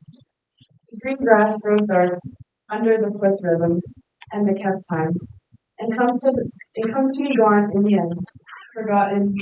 What clouds fall into the red west, waiting for a moment. Thus, the final suck and all-time loss as it is falling. An ounce of energy just remembered, forgotten. From others, at least that much meant more than the night itself, and to be taken took it, yes. So, oh yes, first of all. So, that's a really interesting reading. Just the way that you kind of went like, na na na na na na na na na. I'm maybe supposed to go like that, like falling, it's like forgotten, and like tripping away. I don't know. No, but again, it's good. If there's one thing that you take away from this class is that you will read. I could have asked anyone else, and they would have read it differently, right? Like whenever I've read this poem, this is maybe like the third time I've read this poem. I don't make those gaps that you did. I just kind of read it in one flow. But the idea of taking a break at falling, right, edge falling, kind of verbalizes that image. So really good. Well, I guess the first question would be, why is it called Isabella? Who's Isabella and why is it? Because there doesn't seem to be anything related to Isabella, at least on the surface. So who's Isabella? Why is the poem called that? Did you have your hand up, sorry, or were you just scratching your head? Oh. The green grass grows dark under the foot's rhythm and the cat time and comes to be gone in the end, forgotten. The clouds fall into the red west, waiting for a moment thus. Yeah. I feel like Isabella. You'll have to speak louder, I'm sorry. I feel like Isabella was a photo from like oldest time. Okay. Is there anything? Okay. So Isabella is the inspiration. Okay. Is there anything in the poem that tells you about that, or is that just you imagining? If you know, like in movies, like at the beginning, all the sad movies are like memories of like grass, and like stuff like that. That's what I thought of that. Okay, so Isabella 2 is a drama. Basically, it's a thriller. It's a sad drama about this long lost love. Okay. I don't know. I just Yeah, so, okay, but I see what you mean. Maybe Isabella was the inspiration for this, or he was thinking of her doing um, this particular action, right? Um, I think, I think I would tend to favor that second interpretation of like she was doing something or he was with her and she's either the speaker of the poem, right? The actual Isabella who's having those two thoughts, right, about the grass, or she was the actor of the poem in that sense. I tend to favor the speaker part just because of the use of the term thought in the title. So again, this is just a good example of how the speaker and the poet are not the same person necessarily, right? If anything, I don't think Wa is the person who's actually doing this action, right? At the very least. Good. Now, obviously, all of these poems, whether it's Isabella or the Among poems, are much more ecologically oriented than Marlot's was. Right? Marlot's had that ecological bend, but she was much more interested in the historical element of Steveston. Okay, so Wa very much an ecological person.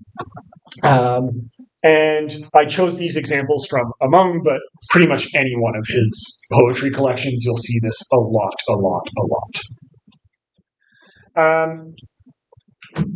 What came out to me in this poem, or what stuck out to me,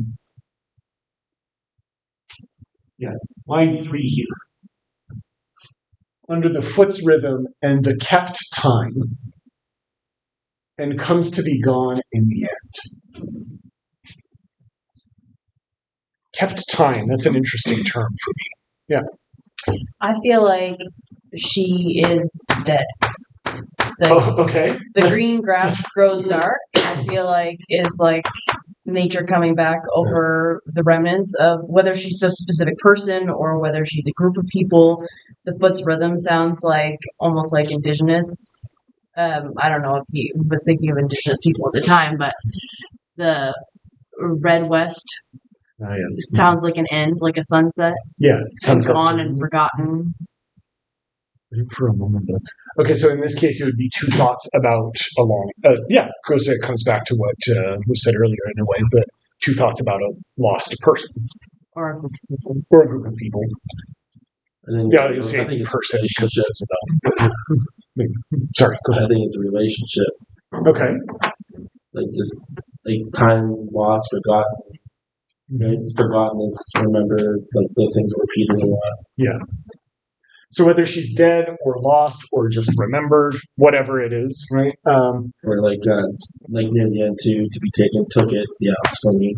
Like something was taken from him, like whether that was love or some kind of right. Something was taken. Right? But yeah, right. That's kind of why you do get this sense of loss, right? Whatever it is, whether it's death or remembrance, I do agree that you get the sense of loss from it. Forgetting, the edge falling, all time lost, for a single moment, right? All of these are terms that together, gone in the end, right? The red west, the sunset, all of these are terms that kind of emphasize this this feeling. Good. An ounce of energy, just remember. Stood out to me. Okay. Because I think it's like, when you remember something like that, burst of energy. So I do think that it related to like a lost because.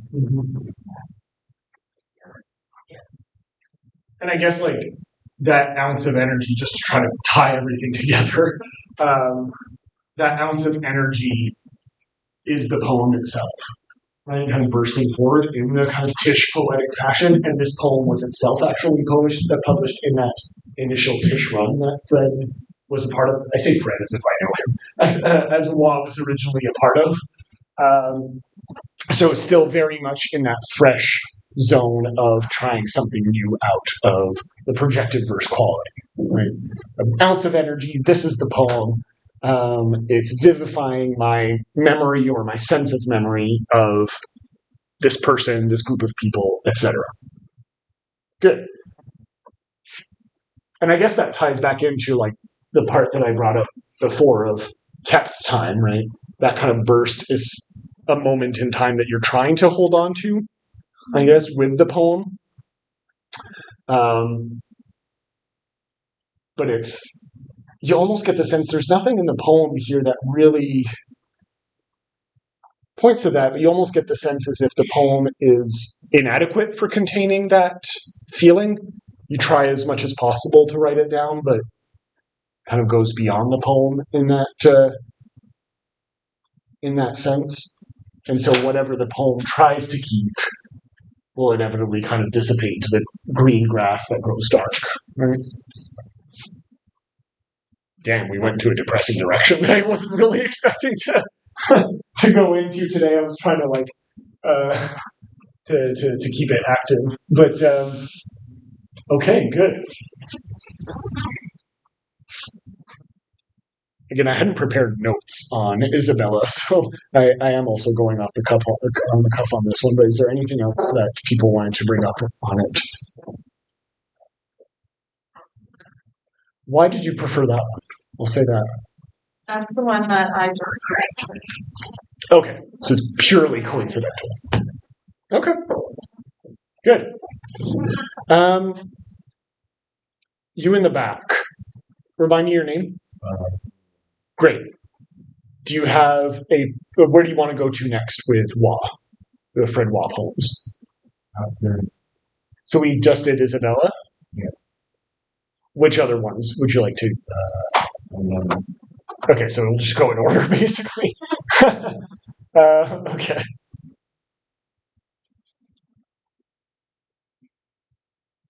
Mel, am I giving you a headache? All right. Do you want to read this one? Sure.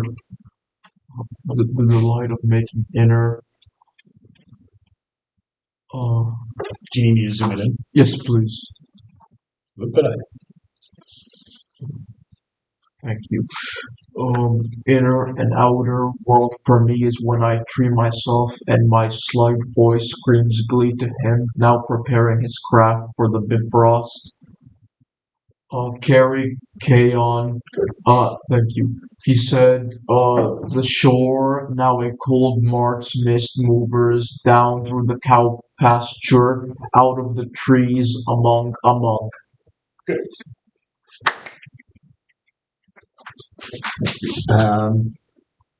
Karakion, yes, indeed. First of all, who can tell me what a Karakion is? Is this thing?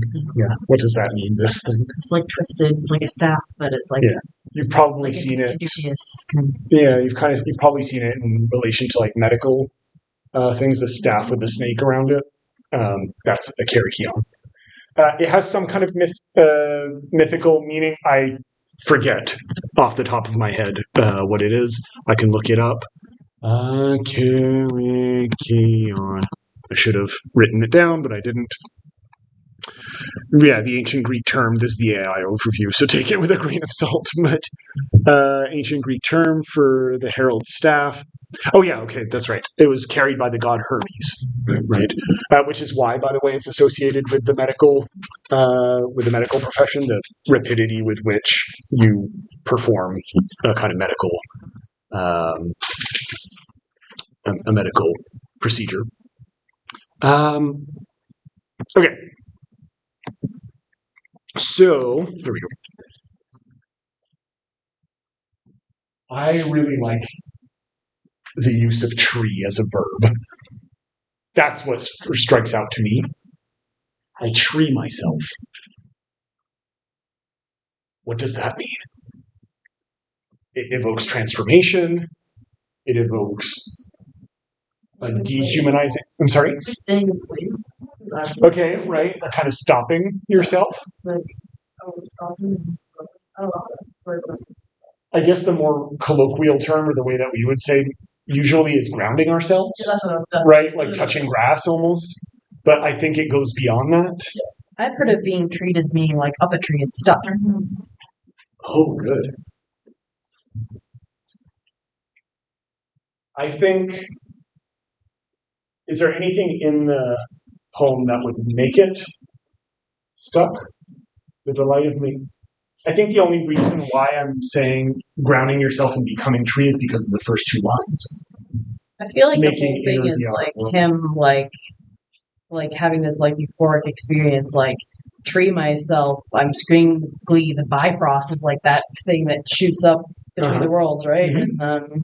And then he's like seeing just a very normal thing, the mist in the cow pasture, and he's like feeling part of the world and just What does that remind us of? What poetic movement does that remind us of? romantic. Good. Is it the same thing as the Romantics? There's something not quite the same, right? Because we associate Romantics with the nature, right? Like, oh my God, I made the joke almost yesterday of the tree. Like, oh my God, there's a tree and it's incredible, right? But it's not quite the same, which is why I like this poem. There's something that on the surface makes it seem like a rather romantic poem, but it doesn't quite reach that same sense. Remember what I was saying, that a lot of romantic poetry is ultimately about the individual. Your individual experience of the tree, of the mountain, of the mist, of, I don't know if there's a romantic poetry poem about a cow pasture, but whatever, right? Maybe a John Clare poem. But, right, it's about my sensory experience, right? And how the world is mediated through moi. Is the world mediated through him in this poem? No, the correct answer is no, indeed. It's mediated only insofar as like he's the writer of the poem, so I guess you can deconstruct it in that way. But the speaker of the poem is not exactly mediating it in the sense of the romantic poem. And I think, again, the use of I tree myself, or the idea of delighting in making inner the outer world, right? Like becoming the outer world as a individual, right, or as a poem, right, decenters ultimately the human in that sense. Is it the best poem that Waugh ever wrote? I would say no, right? Like, I personally feel like there are other better poems that he wrote, but I think it gets at a lot of what he's trying to do, right? Among was an early collection of his, and so you're still trying to get a feel of this idea. But you're getting a lot of really interesting imagery and attempts. And I think part of this is also demonstrated in his use of different myths, right? The Kerykeion, as we mentioned, was Hermes. Bifrost is from what tradition? Norse. Yeah, good. So if you saw the Thor movies with Chris Hemsworth in them, right? The Bifrost is the freaking, what's it called? The Magic Mountain. Not the Rainbow Road. That's not what it's termed. The Rainbow Road's from Mario Kart. But like that Rainbow Bridge. Yeah, that's it. Right, so like this pathway.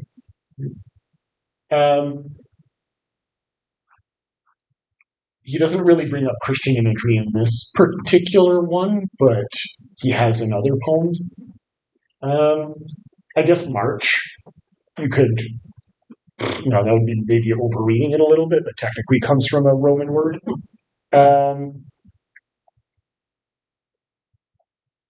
What do we make of that combination of cultures? The Bifrost Kerykeion. All these different cultures are looking for this supernatural, euphoric, beyond thing. Yeah. My slight voice screams glee to him. him who. The only reason I don't think it's God is because it's not capitalized, but it is the way that we often talk about like that religious experience.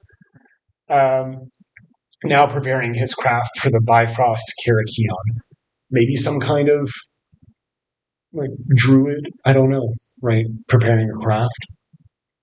Maybe just a person having a mystical experience, right, of some kind. And bringing together these, you're right, Mel, these various cultural moments and trying something. So not only is it then among the world around you, but through that world through you through the world, and other cultures through the world as well. It's just like one big web of imagery. To go with that religion type stuff that kind of messed it up with the cow patch if we would have used like Guardian or something like that instead of had them all together with the Valhalla and Mount Olympus. Yeah, good. Yeah. The garden imagery is often one that, by the way, Poetry 101, if you see a garden, very probably it's like a reference to like the Garden of Eden of some kind. There's no specific mention of garden, but that kind of kept space, right, like a garden, often comes up in relation to exactly right, different religious iconography, right? Again, that's kind of something that slowly disappears with contemporary literature, but it cannot be understated just to what extent, especially in Western literature, but not exclusively.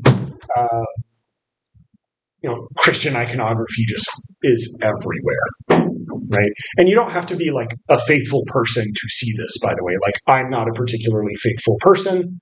I'm not at all. But I still recognize, right, this imagery and understand it as something that informs the stories that are being told for literal centuries, right? So it's never much of a stretch to read these kind of religious symbols.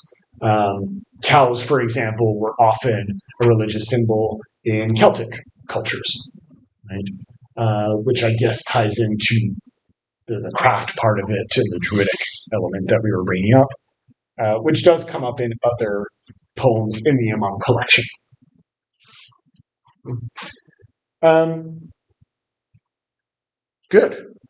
Good stuff. There's something that's said in one of the recordings that I found of Wa. This one's from 1972, so just after Among came out, okay? Or was just about to be published. And he introduces the poem Hermes and the Trees in a really fascinating way. He brings up the idea of trees again, right? And his experience facing a tree, that I think is worth a listen. I don't know if we'll listen to him reading the entire poem. We could, we have time, but I think it's at 24:10.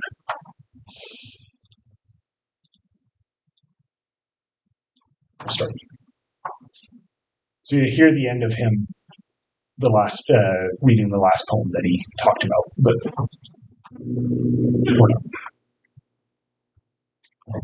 there's a tree out where I live. Is on a, what would you call it? Kind of an abutment in the side of a hill, which levels out, and and we look down on the Kootenai River, some 500 vertical feet below us. There's a waterfall, and there's a mountain across the river, and on the right of us is a gully, and on the other side of the gully is a large cedar tree. It's kind of country-ish thing, but dealing with this tree is very specifically a cedar tree. Somehow it's become a very serious and at times not so serious effort of mine. How to be a tree and take very literally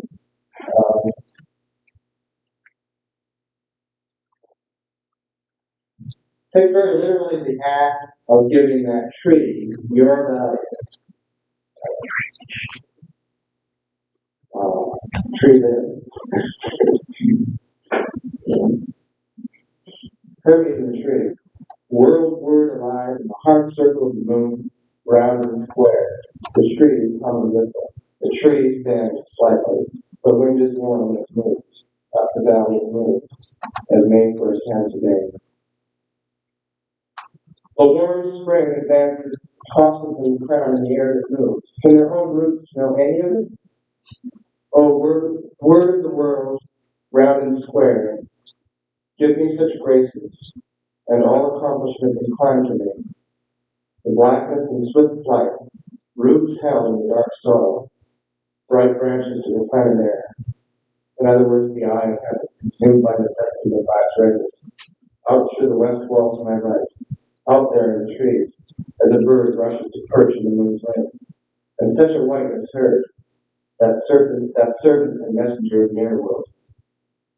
The lightning flash retracts heaven and earth. Out there in the gully, the cedar-headed knees, the cedar feet, out there, which wants ever to return, twin-twisted Carpion, the warm and dark, the roots and claws, under all of this, moving over, under.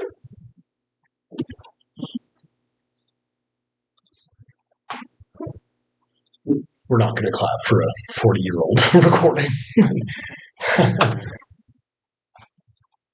How to be a tree?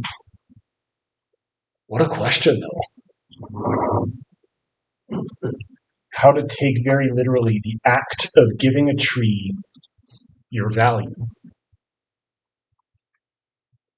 That's a very powerful question. It has a lot of implications to it, right? Personal value, human value, ecological value, right? And again, we can probably criticize Waugh with a level of hindsight or where we position ourselves with that, of by inevitably the fact that you're attributing value to something, you're creating a hierarchy with it. It's like, I am the arbiter of what value that tree has. But I think, again, there's the instinct that he has of looking out onto this tree and saying, can I be that instead of me, right? Or can I be that in a way that I value as much as I am now? Do I sound like I'm high as balls right now? Possibly. I'm not, I promise. But again, that question, ever since I found that recording, has been circulating in my mind, right? And you can think of it in different contexts. He takes it in the context of the tree because it's one that's near the field, and it was a bit of a muddy recording at that moment, but it's a kind of singular tree in a field next to his home, right? And so he can very specifically focus on it. But again, you can kind of take this in really interesting directions. In the pictograms poems that I was talking about earlier, he basically does that same move, but with a rock face, right? And then that begs all kinds of other questions, where in the Isabella poems, he was talking about kept time, right? And kept time kind of brings up questions of clock time and keeping time, right, to the seconds. Once you start asking yourself, how can I be an ecological being like a rock or a tree, you kind of go beyond that as well, right, into deep time, right, the time of the earth and so on and so forth. And this sounds really insane to say it out loud, especially to people who are not necessarily well versed in this. But this is something that a lot of philosophers and literary critics do take seriously. Right? The idea of considering time spans and perspectives way beyond your own.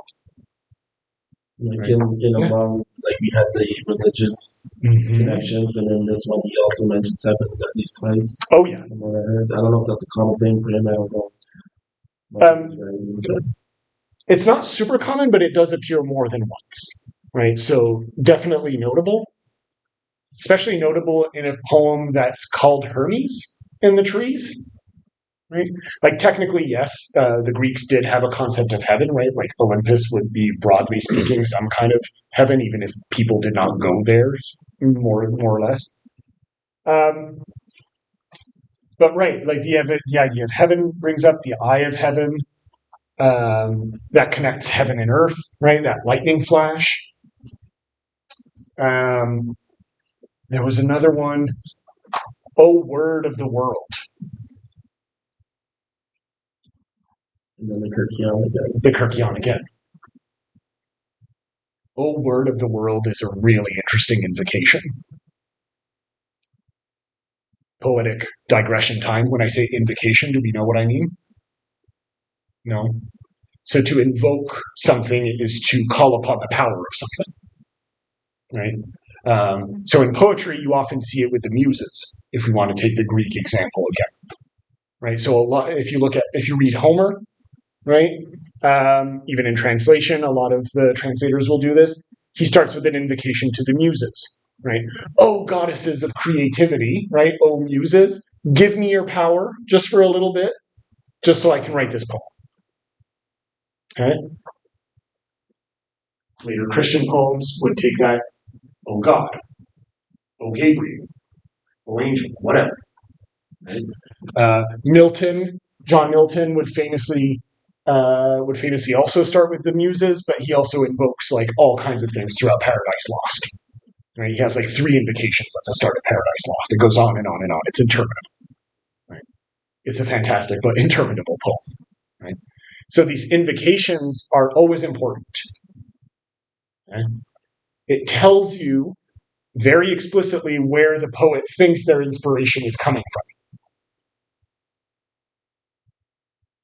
So much like I mentioned but and commas yesterday, right, as very important words that you need to pay attention to whenever you see it in a poem, I would say, oh, simple as it may be, is also one of those things that you should pay attention to.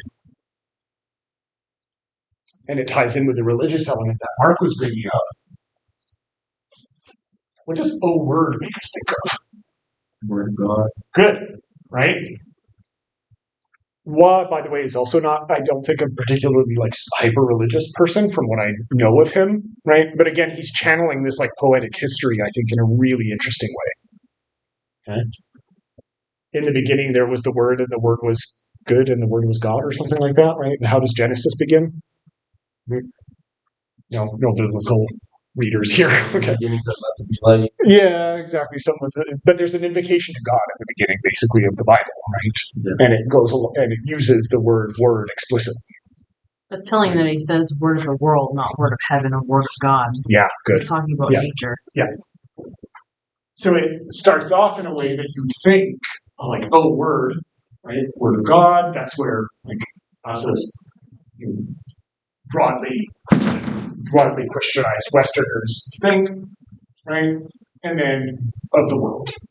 Good. Not word of heaven, not word of God. Now, you can have like a whole like some people do take the idea of like Gaia or whatever as like some kind of godlike figure, right? You can basically make that claim. But this like small w world is definitely a kind of moving away from the expectations of religious invocation, right? That would have been expected. Good. These are all really good. I'm going to be impressed by like this, by the way. Like all throughout the 12 weeks, I'm just so happy when people like come up with anything. 12 weeks. 12 days. 12 days. On the 12 days of contemporary literature. No, I'm not going to start going down that road. Good. I actually had students do that. We're not going to do it today because, like, I woke up this morning and I had 3 weather warnings on my phone, like one for a tornado, one for a flood, and one for hail. And I was like, okay, pick one, Manitoba. Like, yeah, no kidding. Is that really a regular thing? Yeah. Yes. Why do you live here? But I've had students read some of these poems on their own time, like outside. Like choose an ecological space, right, that you have access to, and read it. And I had a really interesting experience once with a student where what they were saying is that they noticed that their way of saying the poem changed with the world around them, right? Which, again, sounds perhaps obvious now that I say it, but I think is worth contemplating for a second, not only considering the theme of the actual poem, or poetry generally, that Among is dealing with, but also the TISH idea, right, of breathing a poem, right, and co-creating a poem with the world around you. And the student was talking about how they, right, like the actual wind around them and the rhythm of when the wind was touching their face would change, right, how they were breathing. The birds around them, the grass, whatever. Right? Just everything around them kind of modulated how they actually said something. You don't actually have to do that for this class, by the way. If you want to, go for it. Like, wake up 15 minutes early tomorrow and go read a poem in the grass or whatever, right? It'll relax you for the rest of the day. Trust me, it's great. I say that as someone who has nothing else to do for the rest of my day.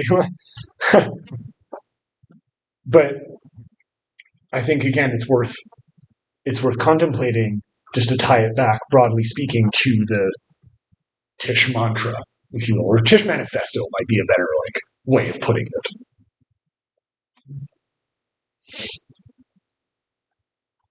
How are we feeling about law?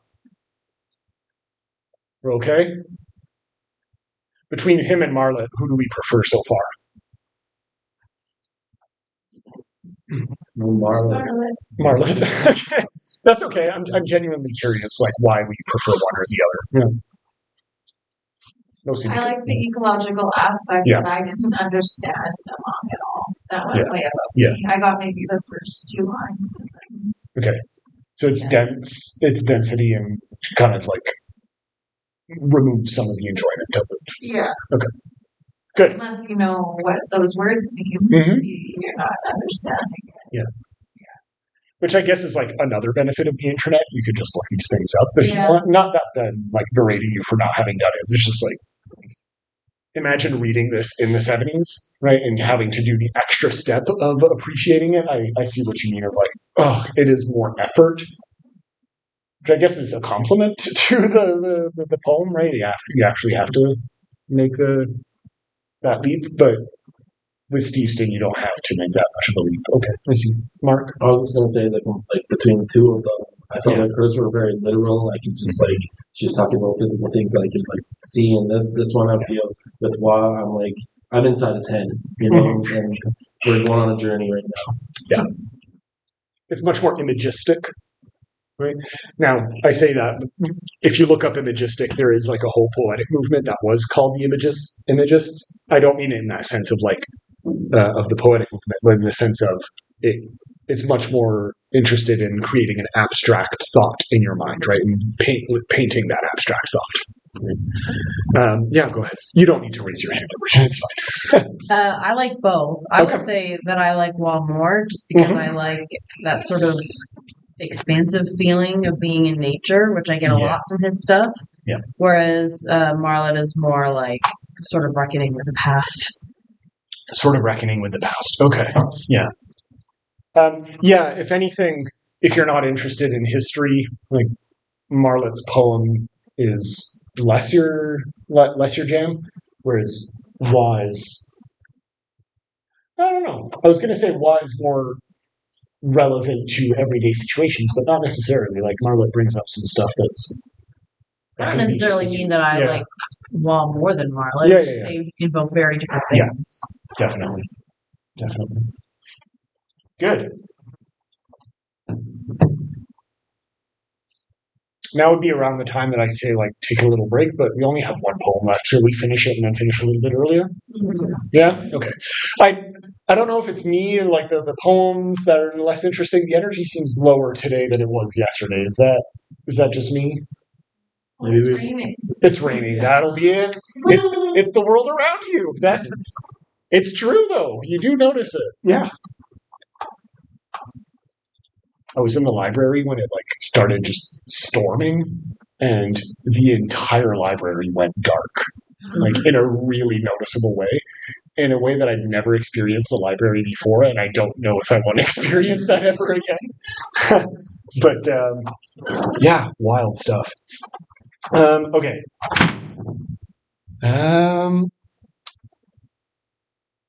Where is Bowering? Like I said, I have less to say about Bowering other than the fact that overall, and you probably noticed this from Oil, he tends to be more overtly political in his poetry, and also much more tongue in cheek. Right, like the shit anagram that I brought up at the start of the class is really exemplified in Bowering. Right, less so in Oil. You get less of that tongue in cheek, but he has entire collections that are just humoristic. Okay. So that's a little bit more of his flavor. I had it written in my notes here where. Yeah, 30. Okay. So this is the recording that I had of him. So again, just wild coincidence that someone took the time to record this in his home in 1968, 67, right? My dad was 3 years old when this was recorded, and it's still somehow there. That's incredible, right? Which, by the way, if you want a wonderful archive of poetry readings, the SGW Poetry Reading Series is all online and all free. And it has recordings from all kinds of different poets. It was a poetry reading series that was done in the 60s and 70s and into the early 80s, I want to say, at Concordia University. And they digitized all of them and have them all on their website. So if ever you're interested in hearing poets speak their own work, not just Canadian poets, but poets from all over the world, right? Especially American and Canadian, but there was quite a bit of diversity. I do recommend this series. It's fantastic. Right? This one's on the Internet Archive just because it was not officially recorded at the SGW reading series, but it's still really good. Did I say 33? Yeah, 33. Good, thanks. Well, I hear you. It's always weird also to hear poets' voice. Wa's voice doesn't sound like I would imagine his voice to be. Same thing for Marla. She has less of an Australian accent than I thought she would, which is... Lives again in me, ascending. Our hard bark, deflecting hard blows, conducts the shock inward. A star of stress forms, cracks, moving to the surface. Star I hang on, my face showing nothing, at this age, 28, encompassing all, showing nothing, till the first crack that will appear as my gracious gesture. Please take this poem of love as your own. Now, some newer poems. Well, there's time. This newest one called The Oil, written after a drive to Edmonton and back from Calgary. Sleepy old mind, I'm driving a car across the prairie, shivering under snow sky. Old sky, I suddenly see with one rise of road, old buffalo fields. There is nothing but buffalo turds on the grass from which we keep the home fires burning. Alberta floats on a pool of natural gas the pagans do nothing of in their flight to the mountains. We owe them that. This straight line of highway and ghost wheat elevators, everything here in straight lines, except the Indian fields.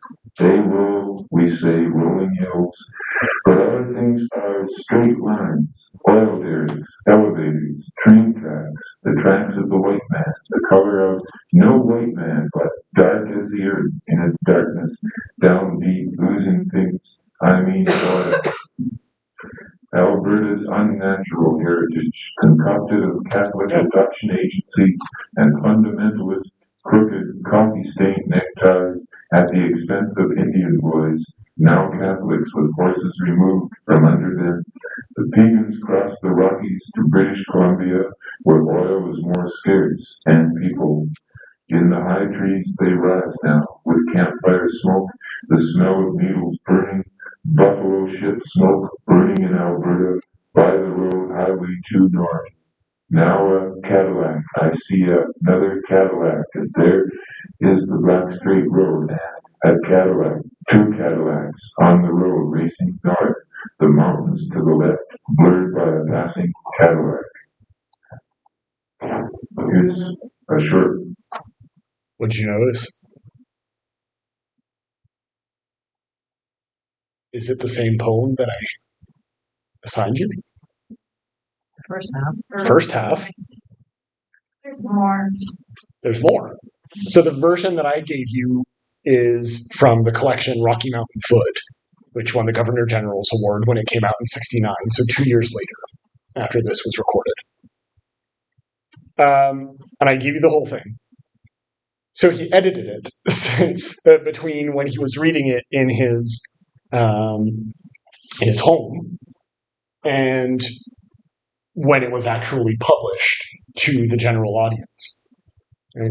So I guess it's coincidental, right, that we finish with Bowering here and this whole element, but it is worth highlighting that we're coming back now to the materiality of the text, right, that we started off with when I was talking about the TISH newsletter, right, and what we actually put on the paper, right, or what paper we actually used versus the breadth of the poem, right.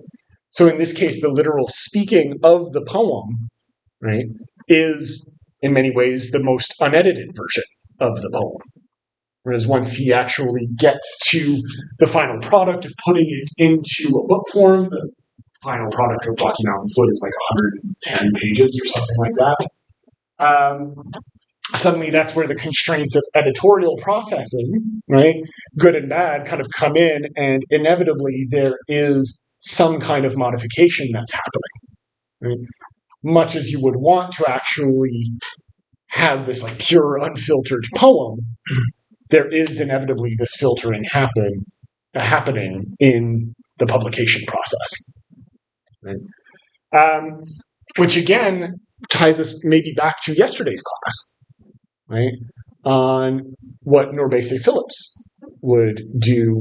I keep calling this adding an S to her name. There's no S at the end of M. Norbese Phillips would do with her poems published 20 years after Rocky Mountain Foot, right? Where suddenly, right, printing technology is a little bit better. You can play with what you have as a form, right, or what's printed on the page without any problems. And it may seem like a completely insignificant thing to actually mention, but I think whenever you do read a piece of literature, right, whether it's a theater piece, a novel, or a poem, what actually goes on the page and what is presented to you is always a forethought, right? Like it is actively thought about over and over and over again, right? And it does mediate the poem as much as the poet, as much as you, the reader, as much as the world around you, no matter how much Fred Waugh would want you to think otherwise. Right? Is it the ultimate arbiter? Not necessarily, but I think it's something that you should all be aware of. Right? The printing process and the publication process is as much a part of the literary process as anything else. And I think that reading really demonstrates this. I actually didn't have any notes on that. I just thought of this off the cuff, and I think that's kind of fun. Okay. If anything, this might be the poem that when I assigned it, I was like, oh, this will ring some bells for a lot of the people in the prairies that I'm going to be teaching more than anything else. And was I right? I was literally going to say, if you called them, I would pick this poem. Okay. I would just like relate almost. I don't know. Yeah. Is it? For me, it's that. But I mean, yes, there is oil production here in Manitoba, but I think of it more with Alberta. But yeah, It's like that flat kind of. yeah, That's not. yeah. You do get a flatness to this poem that I think really emphasizes that, especially with like the straight line of highway. That drive from Winnipeg to Brandon, oh my god, right? Like, and I've driven across Canada before, like I know it, but still, like no matter how many times I've done that road, that flatness is crushing, right? I literally texted that to my girlfriend when I was like, "This, I can't stand it. Like, I'm half an hour away from Brandon, and I'm about to go insane. Like, it's just." The first time that I did that trip, right? Like I literally drove from Quebec to British Columbia, right? The Trans Canada almost the entire way. I mean, it was with my uncle in a trucking, so it wasn't like a tourist thing where I could just go off. It was like straight line. Wow, right? Like seeing things an hour before you actually get to it, right in the distance on a clear day. Or you in Saskatchewan? Oh yeah. The gap they call it. Wow, those mustard fields. Oh, I like mustard, but not that much. Like the ghost wheat elevators. That I remember that was a really evocative image for me. At least when I think of the prairies, I think of a lot of those ghost wheat elevators. Right. Again, like the oil part, maybe it's because I don't live here. It doesn't enter as much into my imaginary of the prairies, right? As much as this part here. What did you all make of it? So you mentioned the flatness. Like it just kind of just related. Like again, like the wheat elevator, I had that in my middle school for the back. Like the school was like those ones. So I'm just like all the imagery. I was just like, wow, I can really picture this going on. Good. The line floats in a pool of natural gas really stuck out to me. I'm from Alberta. Okay. And there is really like a mindset of, I guess, entitlement there with all the oil and like a really strong disconnection from ecology. And it's so fascinating to me when I think of this because he's also writing at a time, both when he was reading it in his room and once it's published, you see this like really fascinating transition where we may not think of it today, but Alberta used to be at the forefront of like what we would call progressive politics more broadly, right? And even on like the oil question, right? It was, you could look back in the archives and there was like an active consideration of like, okay, well, how do we transition away from this, right? We can't just do this, right? And it's around this time in the 60s and 70s that you see the shift kind of happening towards the politics that you see today, right? And I think one of the things, I'm just going to finish my thought, Mark.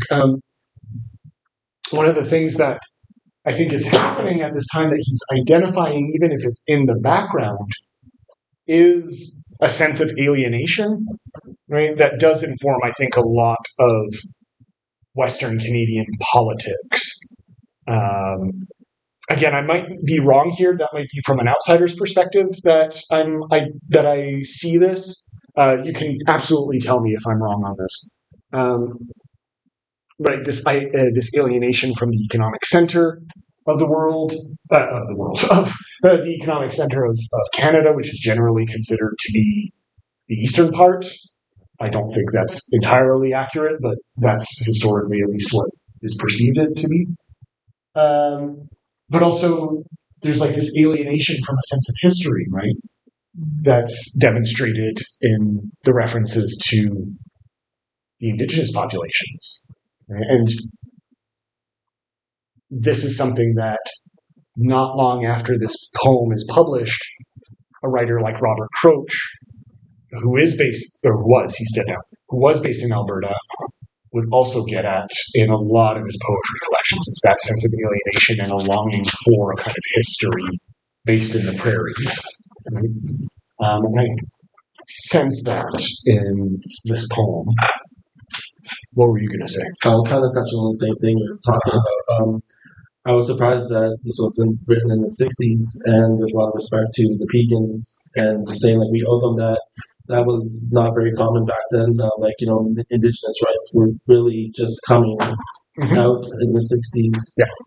So, I was impressed to see that. I don't know his background, but he just seems like a guy from Calgary driving it. Yeah, exactly. So, I think to say those things was pretty aware and kind of caring. Shockingly progressive. Yeah. Right. So for context, if you don't know, right, the American Indian movement was just starting to emerge as a thing at the time. Again, civil rights as a general thing was beginning with LGBTQ rights and black rights, women's rights, indigenous rights. They were actually just starting to be allowed to drink alcohol in the 60s. That was kind of like there were still people at the time who couldn't vote, right? Like, I think the indigenous peoples got it in 1960. I think on a Fed. I could be wrong on this one. I don't know. I'm going off of memory here, but to go off of that point of shockingly good politics, the collection is actually dedicated. I'd have to find a digital copy. Maybe it's on archive, but it's actually dedicated to a bunch of indigenous resistors throughout Canadian history. So he references Sitting Bull, for example, and other Western Canadian indigenous authors that demonstrates who he's thinking of at the start of. Yeah, there we go. By the way, if ever you're looking for digitized resources for free and legally, Internet Archive is my go-to. It's awesome. Oh crap, this sure not logged in. Ugh. I'm not going to log into my Google. Let's see, can I get it? Damn it. No, okay, well, never mind. But anyway, it's dedicated to a bunch of indigenous activists, essentially. So, yeah, good for him.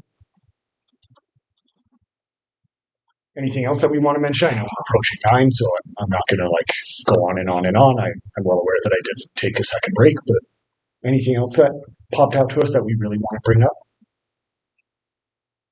There's a tension between the straight lines and the rolling hills that reminded me of Armstrong's poem, The Concrete Over the Breathing Forest.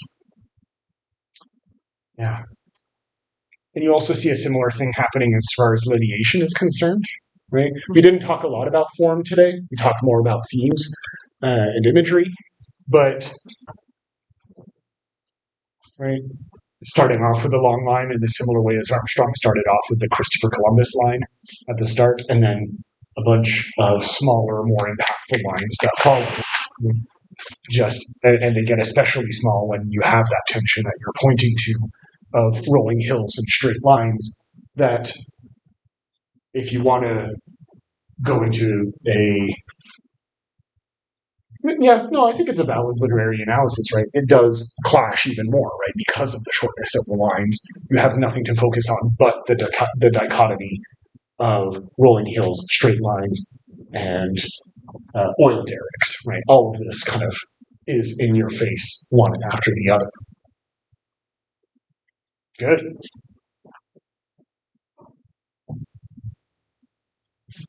I'm glad you enjoyed this.